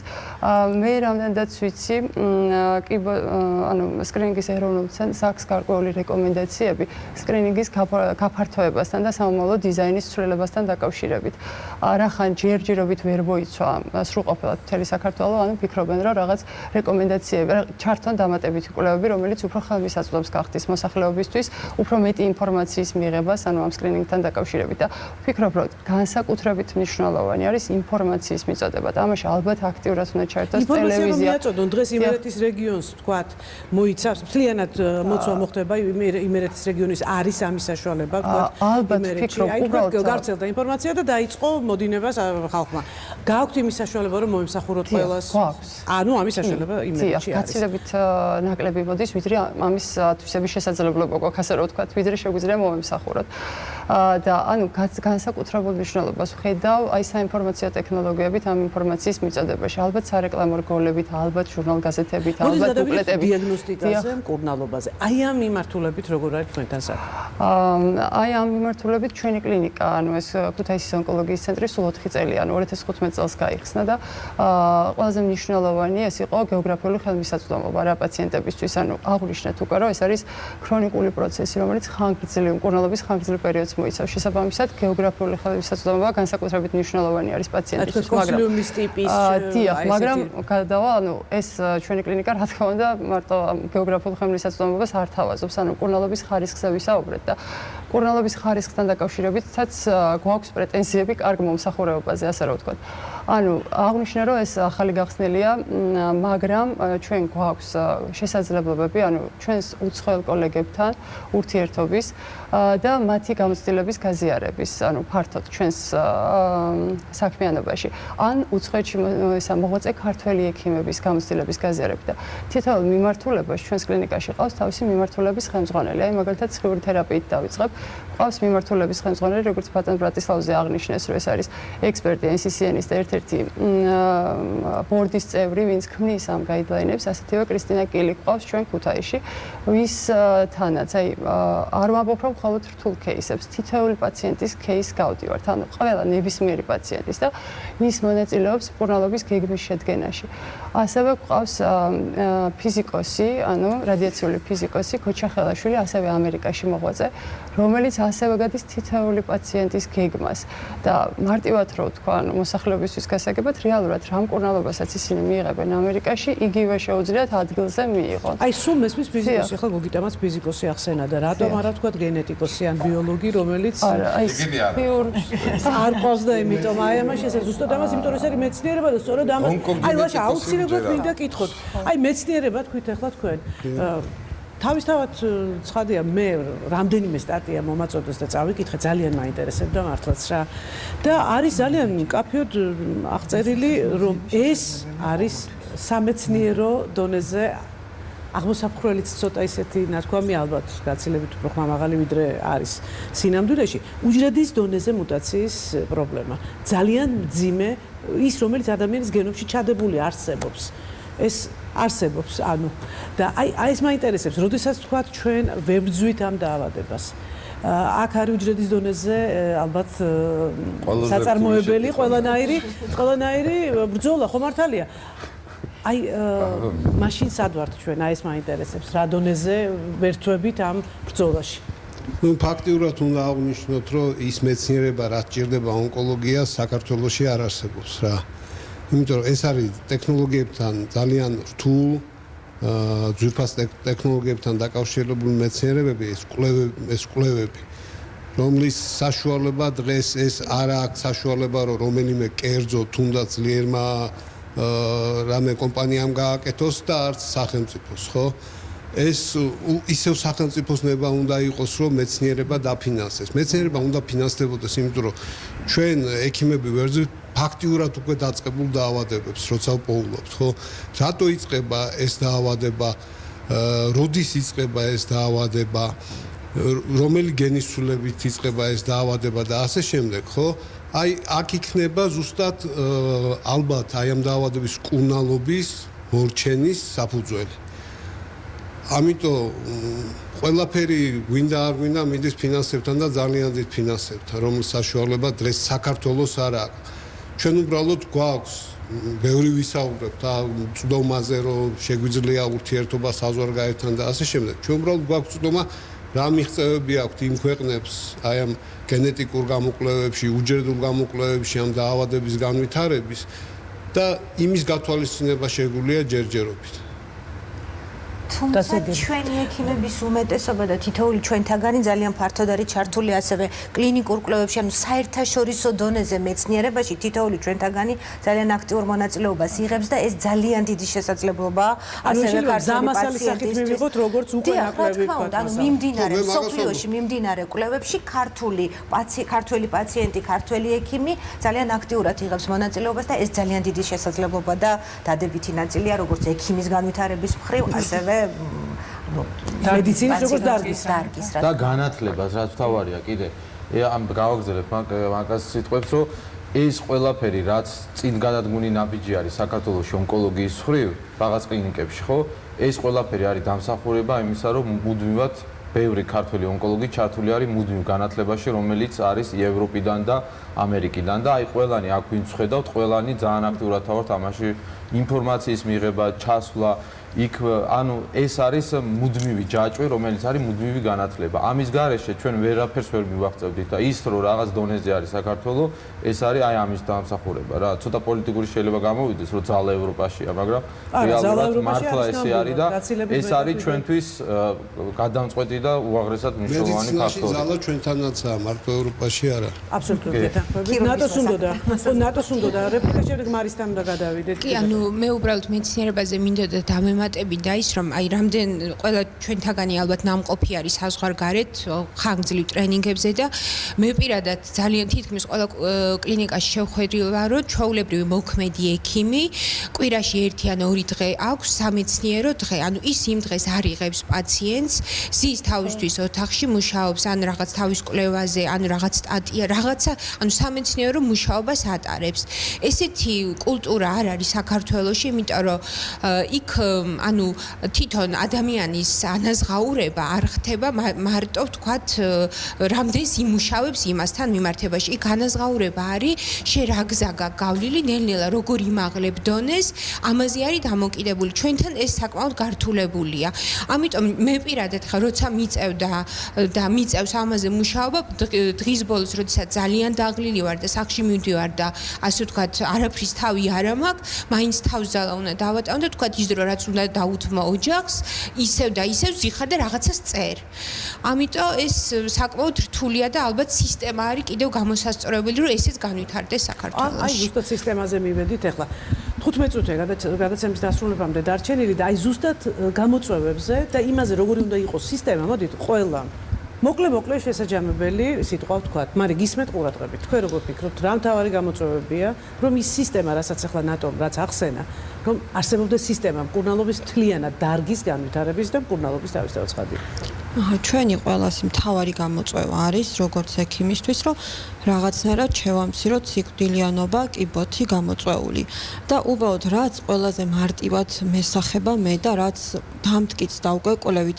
აი შარშან 2018-ში გამოქვეყნდა სტატია, რამაც აჩვენა, რომ ამერიკაში სიკვდილიანობა შემცირდა თითქმის 50%-ით კიბოთი გამოწვეული სიკვდილიანობა. ეს არის უზარმაზარი ციფრი. აი როგორ მოხდა ეს? ეგ არის ყველაზე მნიშვნელოვანი ჩვენთვის. ჩვენ ვფიქრობთ, რომ აი ჩვენ არა გვაქვს რაღაცა ტექნიკა, ჩვენ არა გვაქვს ის ჩვენ ანუ ეს ძალიან მარტივად მოგვარდა მხოლოდ იმით, რომ ორი რამით, სკრინინგით ანუ რომ გააკეთეს ანალიზი, დაფიქრდნენ რომ ეს რითია, რომ რაღაც საოცარ ოპერაციებს ვაკეთებთ, თუ საოცარი პრეპარატი შეიქმნა, არა. მხოლოდ იმით, რომ ყველა ადამიანი, 100% ადამიანი თითქმის ამერიკაში სკრინინგის ფარგლებში იტარებს გამოკვლევებს და ადრეული აღმოჩენით. სკრინინგი ჩვენთან ვილაპარაკეთ ძალიან ბევრი და არის და ერთს რაც ახალი მინდა დავამატო და ჩვენი იდეა არის, რომ წლების შემდეგ დაემატოს ამ ყველაფერს ფილტვის კიბოს სკრინინგი. იმიტომ რომ სიკვდილიანობა, რასაც იწვევს კიბო, ფილტვის კიბო, იმდენს იწვევს ერთად ჩამოთვლილი ძუძუს, პროსტატის, ნაწლავის და პანკრეასის. ამიტომ თუ დავამატებთ ამ ფილტვის კიბოს სკრინინგს, რომელიც არ არის ბევრად ხარჯიანი ვიდრე დანარჩენი სკრინინგები, ჩვენც მივაღწევთ ამას, ანუ შევამცირებთ სიკვდილიანობას 50%. ეს არის უზარმაზარი ციფრი. უზარმაზარი, ანუ ნიშნავს, ვთქვათ, 100 ადამიანი კვდებოდა, იქით აწევს მოკვდება 50. ანუ აი ეს არის რაც ჩვენ გვინდა რომ მივიტანოთ ადამიანებამდე. ასევე მე ვფიქრობ რომ ეს რეკლამა ის რაღაც არაეფექტური. ამდენი წელია ავტობუსზე მიკრულია სკრინინგი, ბანერებია, არაფერს არ გვაძლევს. ჩვენი ერთ-ერთი კიდე აზრი ესეთი გვაქვს რომ ეს უნდა წამოვიდეს ოჯახის ექიმებიდან. აი მაგალითად მივიდა ადამიანი ყელის ტკივილით ოჯახის ექიმთან, უნდა გითხრას, შენ ხარ 50 წლის ქალი, გაიკეთე ძუძუს სკრინინგი, გაიკეთე გაიკეთე, ის თუ არ გაიკეთე, გაუშვას. თუ არ წავიდა, დაურეკოს და მიიყვანოს. ანუ მე ვფიქრობ, რეკლამის გარდა აი ოჯახის ექიმის ფაქტორი არის ყველაზე მნიშვნელოვანი. იმიტომ ზოგიერთ ევროპის ქვეყანაში ოჯახის ექიმს აქვს ეს ვალდებულება. იმის გარდა რომ რაღაც ბრონხიც და იმას კურნალობს, რაც ანუ მაგათ ჯამთქვის პრინციპში თქვენთვის როგორც ექიმისთვის გაცილებით უფრო იოლია ალბათ საწყის ეტაპზევე რა თქმა უნდა მოერიოთ ამ დაავადებას სტატისტიკურად რო შეხედო აი ისო ფილტვის კიბოზე ვლაპარაკობ არასკრინინგით გამოვლენილი ფილტვის კიბოს დროს 5 წლიანი სიცოცხლის გადარჩენა ხანგრძლივობა არის მხოლოდ 17%. ანუ 100 კიბოიანიდან 17 ადამიანი იცოცხლებს მხოლოდ 5 წელი. როცა თუ აღმოაჩენ პირველ სტადიას, მაშინ არის 80. ანუ 100-დან 80 იქნება ცოცხალი. ეს სტატისტიკა არსებობს, ეს ჩვენი არ არის, საქართველოსი არ არის, რა თქმა უნდა, მაგრამ გვინდა რომ ჩვენც ამას დავეწიოთ და იმის თქვა გვინდა რომ ეს არ არის რაღაც საოცარ ფინანსებთან კავშირში, ანუ მიუწვდომელი არ არის. აი და მინდა რომ ამ შემთხვევაში სრულად მისაწვდომია, იმიტომ რომ სკრინინგი არსებობს უფასოც მე რამდენადაც ანუ ეხლა არ არის უფასო, ფილტვის კიბოს სკრინინგი არ არის, მაგრამ აი ეხლა თუ ხერხული არ არის ვიტყვი, ბევრ კლინიკებში არის უკვე დანერგილი ფასიანი, რომელიც მაგალითად დღის 100 ლარზე ნაკლები, 90 ლარი. მაგრამ ადამიანი ამბობს, რომ მე არ მაქვს ეს 90 ლარი, მაგრამ რეალურად სიგარეტის მოწებაში რამდენ 90 ლარს დახარჯავს წლის განმავლობაში.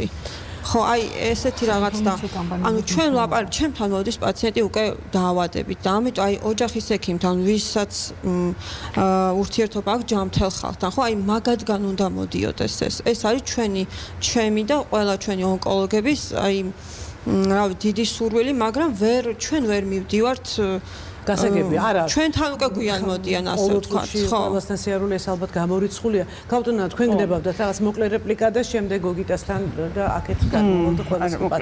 სკრინინგთან დაკავშირებით და ზოგადად საერთოდ დაავადებათა კონტროლის ეროვნული ცენტრის სახელით უნდა განვაცხადო, რომ იმ ჩამონათვალის გაფართოება, რომელიც რომლის ფარგლებში ჩვენ ვატარებთ სკრინინგს ქვეყნის ფარგლებში არ ვაპირებთ და რატო?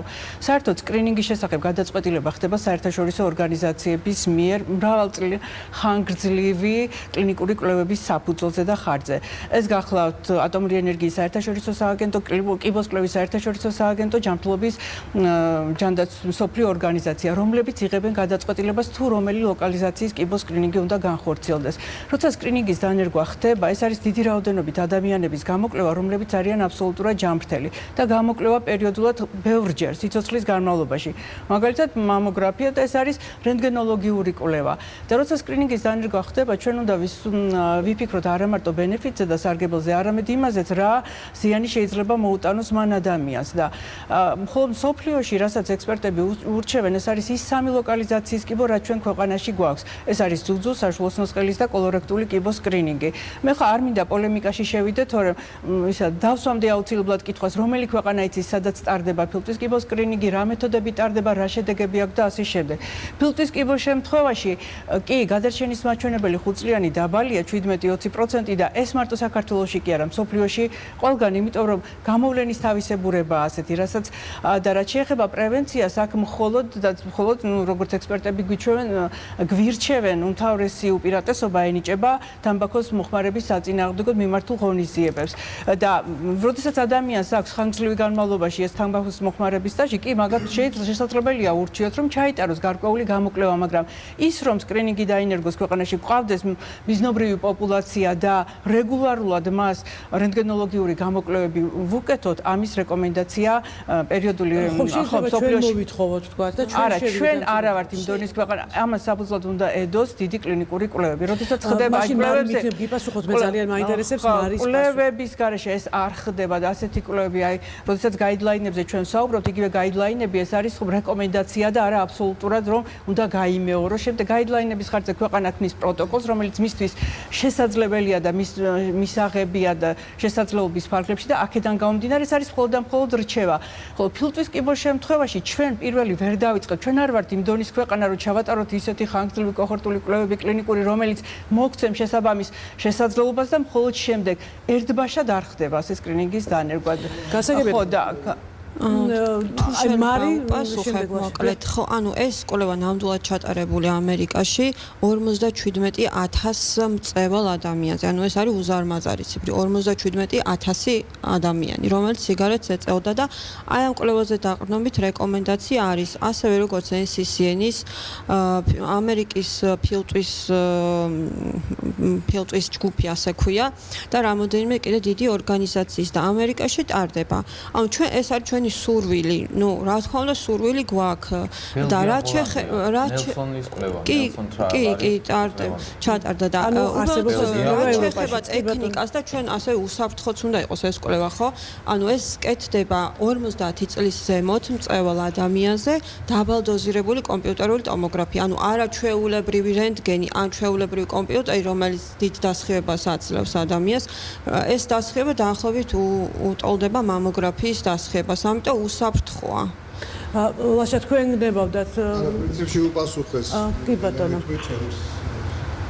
გოგიტა ვანო მაკა ბოლო რამდენიმე წუთია დარჩენილი და თავარ გამოწვევებზე მაინც რომ ვისაუბროთ, ანუ რა რჩება თავარ გამოწვევად, რა შემთხვევაში ჩვენ შეგვიძლია ვთქვათ, რომ მიაღწია უკვე იმ დონეზე განვითარდა უკვე ონკოლოგიის კურნალობა საქართველოში, რომ ვთქვათ, შეგვიძლია თავისუფლად ვთქვათ, რომ ჩვენ ევროპის დონის კლინიკები გვაქვს. მე ექიმებს არ ვეხები, ზუსტად ვიცი, რომ გვყავს ევროპული დონის ექიმები, ქირურგები, ასევე კურნალი ექიმები, მაგრამ სულ არის რაღაც გამოწვევებზე საუბარი. რა არის ეს გამოწვევები? რა იქნებოდა თქვენთვის კიდევ უფრო მნიშვნელოვანი რომ არსებობდეს საქართველოში? ყველაფერზე ისაუბრეს კოლეგებმა და რა თქმა უნდა ყველაფერი იწყება უნივერსიტეტში და იქ არის მთავარი პრობლემა და მთავარი გამოწვევა. მე აგრეთ ახლა მართლა ყველა გავლილი აქვს უცხოეთში აქ. რაც მეც მონას რომ საკუთარი ხარჯებით ხდებოდა ეს ყველაფერი. და ეს ძალიან რთულია. ამიტომ განათლება გახდეს პროფესიონალი, ეს არის სახელმწიფოს ფუნქცია. ეს კერძო კლინიკები ზრუნავენ, მაგრამ მათ ეს შესაძლებლობები არ აქვს. მეორე გამოწვევა, რა თქმა უნდა, ახლა აქ შეიძლება ხედავთ, როგორი საუბრები მიდის თითოეულ კვლევაზე. აქ განხილულ არავინ არ არის მართალი მერწმუნეთ, აქ არის საუბარი, რომ მაგალითად ჩვენნაირი სკრინინგი მე ვთქვი ძალიან შურთ ინგლისელებს, იმიტომ იქ იწყება 50 წლიდან და არის 3 წელიწადში ერთხელ. ამიტომ იქ გაიდლაინი ესე არის, მაგრამ ჩვენ გადავუხვიეთ გაიდლაინს და დადებითად. და მოკლედ ეს სხვა საკითხებია, მაგრამ ეს ყველაფერი როგორც ხედავთ ვითარდება და ეს განვითარდება, როცა იქნება და მედიას ქვეყანა და რაღაცებს ვცდილობთ, რომ იქ მოუყვება ეს პასუხისმგებლობაც არის გარდა ლეგენდისა და ამას ყველა ექიმი გზნობს თავის კისერზე და თავის პაციენტთან. მაგრამ მთავარი გამოწვევა, ახლა ჩვენ ვსაუბრობთ ონკოლოგიაზე, დასაწყისი და შუა პერიოდი. ყველაზე რთული გამოწვევა არის ბოლოს. ამას ქვია პალიატიური ონკოლოგია. რაც საქართველოში ჩემი აზრით არ არსებობს, იმიტომ რომ როგორ არის მცდელობები და იქ ძალიან კარგი ექიმები მუშაობენ და კარგი ადამიანები ეხმარებიან ამ პაციენტებს ბოლო წუთებში, რომ სახში ამით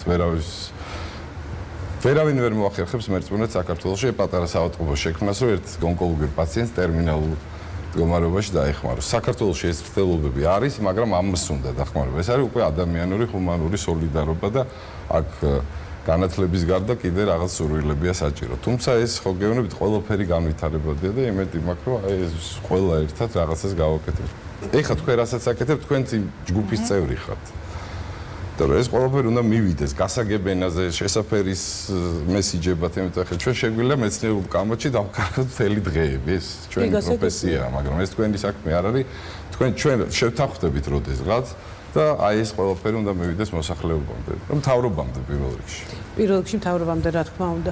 ვანო, კი, ლაშა, რა თქმა უნდა. მე ვფიქრობ, რომ გამოწვევა ახლა საუბარი იყო, რომ ძალიან ბევრი კლინიკა არის გახსნილი და რამდენად კვალიფიციურია, რამდენად ეფექტური არის. უშუალოდ ონკოლოგიაზე მაქვს ლაპარაკი, ხო? გაგვიგია, რომ აი ამ კლინიკაში არასდროს უნკუნალს უნდა იყოს სტანდარტიზირებული. ეს ეგრეთ წოდებული გაიდლაინი, ანუ რეკომენდაცია ძალიან დიდი რაოდენობით მოსახლეობებზეა ჩატარებული და ზუსტად გაძლევს იმას, როგორც უნკუნალო, როგორ ჯობია უნკუნალო, როგორ მიიღებ უკეთეს შედეგს, ხო? ეს არ არის, რომ 3 მილიონიან მოსახლეობაზე ჩატარებული კვლევები, მრავალი ქვეყანა მონაწილეობს და იმათი დადებული შედეგები არის. სახელმწიფოს მიერ უნდა იყოს სტანდარტიზირებული. ძალიან ბევრი დაავადება ზუსტად აი ასეთ საფეხურებრივ უნკუნალობას საჭიროებს, რომ თუნდაც დაგვიანებულ სტადიაში მაქსიმალური ეფექტი მიიღო მკურნალობის. აი ეს უნდა იყოს სტანდარტიზირებული. მკურნალობა უნდა იყოს სტანდარტიზირებული. მაშინ არ გვექნება თუ იმ თქვათ არავის არ ეწყინოს უკაცრავად, აი პატარა კლინიკაში სტანდარტით უმკურნალებ, ხო? ის იმ შედეგს დაგიდებს, რაც უნდა დაგიდოს. ამას არ აქვს მნიშვნელობა ის, რამდენად დიდი კლინიკა, რამდენად დიდი შესაძლებლობები აქვს ფინანსური თუ ასე შემდეგ. ხომ მივხვდით? აი ეს უნდა იყოს სტანდარტიზირებული. სტანდარტი იყოს შესაბამისი. ეს სტანდარტებთან და თუ შეიძლება სტანდარტიზაციაც მოითხოვს მაინც წლის განმავლობაში მიღებული პაციენტების რაოდენობას, ხომ თუ ის ვერ აიმაღლებს თავის შესაძლებლობებს, თუ გარკვეული რაოდენობით პაციენტი არ ეყოლება წლის განმავლობაში.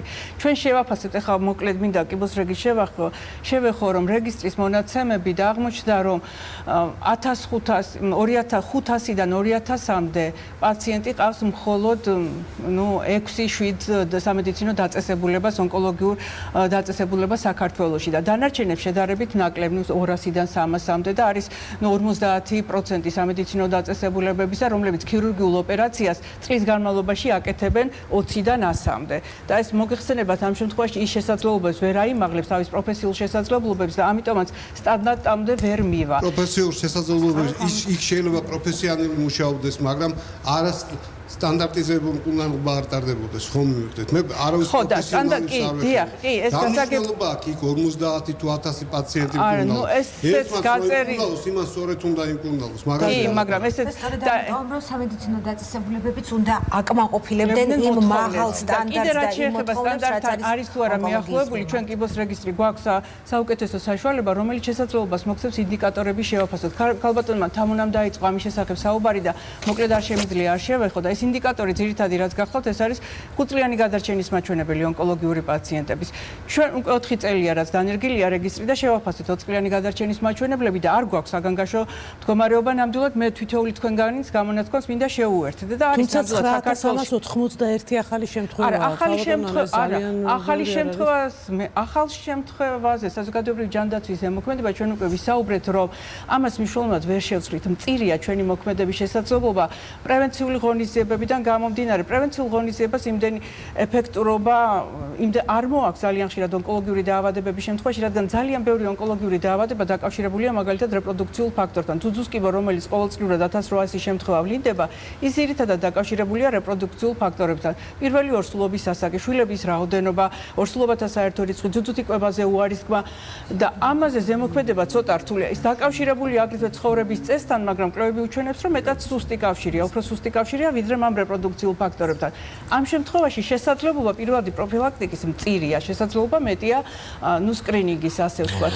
და თავარია ჩვენთვის გადარჩენის პერიოდი და ამ გადარჩენის პერიოდით შესაძლოა ყველა კლინიკაზე გავიდეთ, როცა გავა 5 წელი, 6 წელი და დავდოთ შედეგები და მე განვიხილავთ, რომ აი თქვენ შემთხვევაში გადარჩენა ნაკლებია, იქ მაღალია, რაშია საქმე და ეს უკვე ძალიან კარგი საშუალებაა. აი მე ახლა მინდა დაუთმო სიტყვა ასმაც, თეას აუცილებლად ეს გადარჩენა ერთ-ერთი ყველაზე მნიშვნელოვანია და სულ ტელევიზორში არის ძალიან უარყოფით კონტექსტში განიხილება ეს და მე უბრალოდ მინდა ახლა გადაცემაში არის ამაზე სულ საუბარი, რომ 1000-ობით და 10000-ობით, აი ხალხს ვუსმენ, რომ 10000-ობით ადამიანი არის პაციენტი ჩვენს გარშემო, რომლებმაც საქართველოში იმკურნალეს, ეფექტური მკურნალობა მიიღეს, მათი ისინი გამოჯამრთელებულები არიან, ან მათი დაავადება შეჩერებულია და აქ არიან ამ სტუდიაში ზუსტად ეგ პაციენტები და ის მომენტი რომ ჩვენ ეხლა დავიწყოთ თავიდან არაფერი, ჩვენ უნდა გადმოვიღოთ ის მასალა და ის მონაცემები და ის შედეგები და ის წარმატებული მკურნალობის პრინციპები, რომლებიც არის ცივილიზებულ ქვეყანაში. ეს არის ჩემი მთავარი დასაგებია. ასმა თეა, ეკა აუცილებლად მინდა რომ თქვენ მე როგორც პაციენტთა ორგანიზაციის წარმომადგენელი ევროპადონა საქართველოს წევრი ვარ, შემიძლია, აი თამამად შემიძლია თქვა, რომ ხელმისაწვდომობა არის ძალიან მნიშვნელოვანი ამ შემთხვევაში პაციენტებისთვის იმ სერვისების, რაც არის დღეს საქართველოში. სერვისებს ვერ ვაწვდით. პაციენტებამდე საინფორმაციო დონეზე არ არის მისული ის კვლევები, თუნდაც ელემენტარული კვლევები, თუნდაც რადიოლოგიური კვლევები იქნება თუ სისხლის ვერ იკეთებს ამას ადამიანები, არ იკეთებენ, არ აქვს სახსრები, 1000 პრობლემა აქვს. პაციენტებს აქვს 1000 ჯანდაცვაზე მივდივართ, ისევ ანუ 1000 პრობლემა აქვს პაციენტებს და ვერ მიდიან იქამდე. აი მაგათად 4 შვილის დედა ვერ მივიდა, აი შენ რო ჯანმრთელი ეყოლები შენ შვილებს დაუშვათ. ის ხომ მეტად მნიშვნელოვანია, ვიდრე მთელი ცხოვრება. მე ვაი, შვილი ვერ გაიზარდა, გზაზე ვერ დადგა, რატო 4 შვილი ობლად რჩება. ხელმისაწვდომი არ არის ეს გარკვეული პაციენტებისთვის, ჩემთვისაც მაგალითად. მე პირველადი აი დაუშვათ სკრინინგით აღმოვაჩინე ეს ყველაფერი. მე რო სახსრები არ მქონოდა, ჩემი პირველადი კვლევები სკრინინგ სახსარი არ სჭირდება. არა, მე შემდგომ პერიოდზე ვახდე და არა, მოსახლეობის სკრინინგში აღმოვაჩინე ეს ყველაფერი, მართალია უფასოდ მივიღე ეს ყველაფერი, მაგრამ პირველად სკრინინგში რაღაცა აღმოჩნდეს, დასაჩერებელი ვერ გაწვდები და ამანაც შეიძლება შეგაკავოს და თქვა, რომ მქონდა იმ მომენტისთვის შეგროვებული რაღაც საჭიროებისთვის თანხა და მთელი ეს პირველადი კვლევები 2700 ლარი დამიჯდა, როცა ამ პირობებში 800 ლარი მაქვს ხელფასი. დარიცხული 1000. აქ კიდე იმაზე შეიძლება გაამახვილო ყურადღება, რომ საყოველთაო ის არის, რა ქვია, საყოველთაო დაზღვევის პირობები რო შეიცვალა დაუშვათ შარშანდელი აპრილიდან. აი იმდენად შეიცვალა ეს, რომ მე ფაქტის წინაშე აღმოჩნდი, ჩემი ოპერაცია საყოველთაო დაზღვევამ აანაზღაურა 295 ლარით, როცა მე ყოველთვიურად 200 ლარს ბიუჯეტში ვაბრუნებ 20%, ხო? აი 295 ლარით აღმოჩნდი ოპერაციის წინაშე. მაშინ მე ერთი ამბავი რო არ ამეტეხა სოციალურ მედიაში რო არ, აი მაპატიეთ ამ სიტყვაზე, კი არ მიმათხოვრია ჩემმა მეგობრებმა, ჩემმა სანათესაო ავკრივეთ ფული და გავიკეთე ოპერაცია. ჩვენ ხო ვკრებთ ფულს და შეგვაქვს ბიუჯეტში და აი ეს ძალიან საინტერესო საკითხია, რომ 200 ლარს ყოველთვიურად მე ბიუჯეტში ვაბრუნებ და 295 ლარი გადმომირიცხა საყოველთაო დაზღვევამ. გაოგნებული ვიყავი. მაშინ როცა მე ჯანდაცვის სამინისტროს წარმომადგენელი ვარ, მე თვითონ მუშაობ სოციალურ სააგენტოში. აი იდაღებული დიდი პრობლემაა ჩვენ ამას წინ მქონდა რასაც შეხედავთ, რომ მაგას სტანდარტიზირებული მკურნალობით თითოეული პაციენტის მკურნალობა დაახლოებით არის $100,000. ნებისმიერი სტადიაზე გადათვალეთ 9000 რამდენი საუბარი? გასაგები. მე მაგალითად საყოველთაო ჯანდაცვამ საერთოდ უარი მითხრა დაფინანსებაზე და ყველა ორგანიზაციამ საერთოდ უარი მითხრა დაფინანსებაზე და ჩემნაირი ხალხი ძალიან ბევრია 30-დან 60 წლის ასაკის პერიოდის ხალხი, რომელიც მუშაობთ საჯარო სამსახურში, გვაქვს რაღაცა გარკვეული ხელფასები და თუ ჩვენი ხელფასი 40000 წლიურს 40000 გვაქვს შემოსავალი, ეს იმას ნიშნავს, რომ სახელმწიფო გვეუბნება, რომ თქვენ საერთოდ არ განიხილებით არაფერში. ჩვენი ხალხი ვართ, ვინც პროდუქციას ქმნით. ჩვენი ხალხი ვართ, ვინც ქვეყანა უნდა ავაშენოთ. ჩვენი სასაკი გვაქვს, ვინც ქვეყანა უნდა ავაშენოთ. ჩვენ სახელმწიფო აბსოლუტურად ყველაფერზე უარს გვეუბნება, რომ თქვენ მდიდრები ხართ 40000 წლიური შემოსავლით, წლიური, თქვენ თავს თქვენთან მიხედეთ. არც ერთი კაპიკი ჩემთვის არც საყოველთაოს, არც არანაირ ორგანიზაციას არ მოუწია ჩემი დაავადების გასამკლავებლად. ეს ძალიან დიდი პრობლემაა. ძალიან დიდი პრობლემა. მე ვთვლი, რომ ის თანხები, რაც საყოველთაო ჯანდაცვას აქვს, არასწორად ნაწილდება აბსოლუტურად პოპულაციაზე და მოსახლეობას და კიდევ ერთი პრობლემა თუ შეიძლება მე მინდა მკითხო ჯანდაცვას, რა ვიცი, სამინისტროს, ვინ არის ამაზე პასუხისმგებელი. ონკოლოგიური მედიკამენტები, რომელიც გარკვეულ პერიოდით მიდის დეფიციტში. შედიხარ აპტიაკში, ონკოლოგიური მედიკამენტი არ აქვს, ვერ ყიდულობ, თანხაზე აღარ მაქვს ლაპარაკი, რა ღირს. უბრალოდ ფიზიკურად არ არის. შენ გიწევს ხვალე კურსი ქიმიოთერაპიის, მიდიხარ აპტიაკში და თბილისის მასშტაბით მოირბენ თელ თბილისს არცად წამალი არ არის. კარგი იქნებოდა ეს დაგესვათ ქალბატონი თამარი, როცა იყო ჩვენთან ჩართვაზე, თუმცა თქვენ ხა ძალიან მნიშვნელოვანი გადაცემის თემა მოგვეცით. სწორედ საყოველთაო ჯანდაცვაზე ვისაუბრებთ უახლოეს მომავალში, იმიტომ რომ გამოიკვეთა, რომ ამ კონკრეტულ შემთხვევაში და ონკოლოგიასთან მკურნალობის შემთხვევაში ძალიან დიდი პრობლემა სწორედ არის ხელმისაწვდომობა და საყოველთაო ჯანდაცვის თემა, რომელიც აუცილებლად ალბათ ღირს ერთ გადაცემად, რომ ჩვენ ამ თემაზე ვისაუბროთ, თუ როგორ ნაწილდება ეს თანხები, რამდენად შეუძლიათ ადამიანებს თავისი ჯანმრთელობისთვის გამოიყენონ და ზოგადად როგორ ნაწილდება თანხა. ძალიან საინტერესო თემა გვიკარნახეთ. დიდი მადლობა, გამოჯანმრთელებას გისურვებთ. თავისთავად ცხადია დარწმუნებული ვარ ამაში. ჩვენ მომავალ შაბათს კვლავ შევხვდებით ერთმანეთს ასევე აქტუალურ თემაზე სასაუბროთ. მე ყველას ჯანმრთელობას გისურვებთ და აუცილებლად იარეთ სკრინინგზე, ეს აუცილებელია თქვენი ჯანმრთელობისთვის. მადლობთ.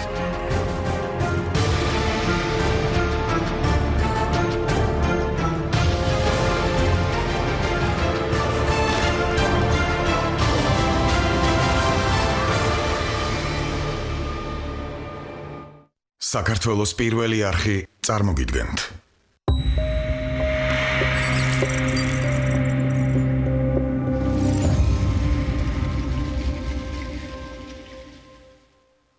დაახლოებით 10-12 წლის წინ კაცობრიობის ისტორიაში დიდი მოვლენა ხდება.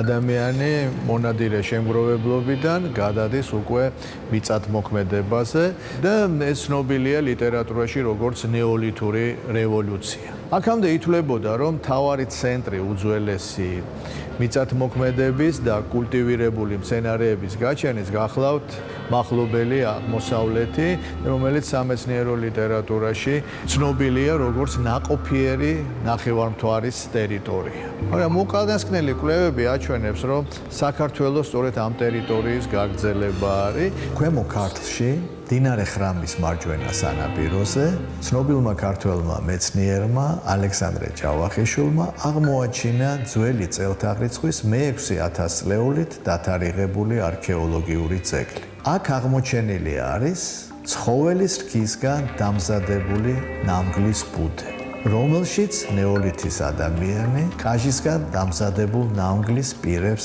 ამაგრებდა და კიდა. ეს ნივთი კიდევ ერთი დასტურია იმისა, რომ საქართველოს სოფლის მეურნეობის განვითარების ერთ-ერთი უძველესი კერა. და ამასთან ერთად აქვე აღმოჩენილი არის ძალიან ადრეული კულტივირებული ხორბალის კვალი, რომელიც თარიღდება ასევე 8000 წლით. ასე რომ საქართველოში ნაპოვნი არა მხოლოდ ძალიან ადრეული ღვინის კვალი, ასევე აღმოჩენილი არის ძალიან ადრეული ხორბალის ნაშთები. თამამად შეგვიძლია ვთქვათ, რომ საქართველო არის უძველესი მიწათმოქმედების ქვეყანა.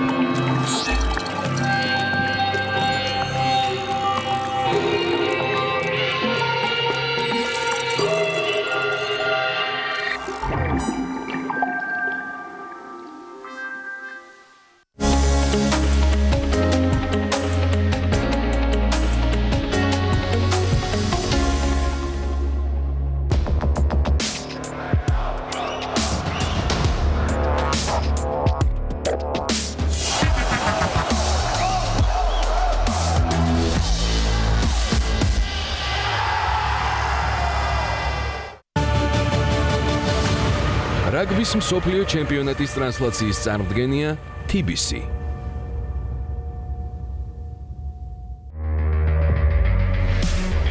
ტრანსლაციების სპონსორია კრისტალბეტი. მუდამ ნომერი პირველი.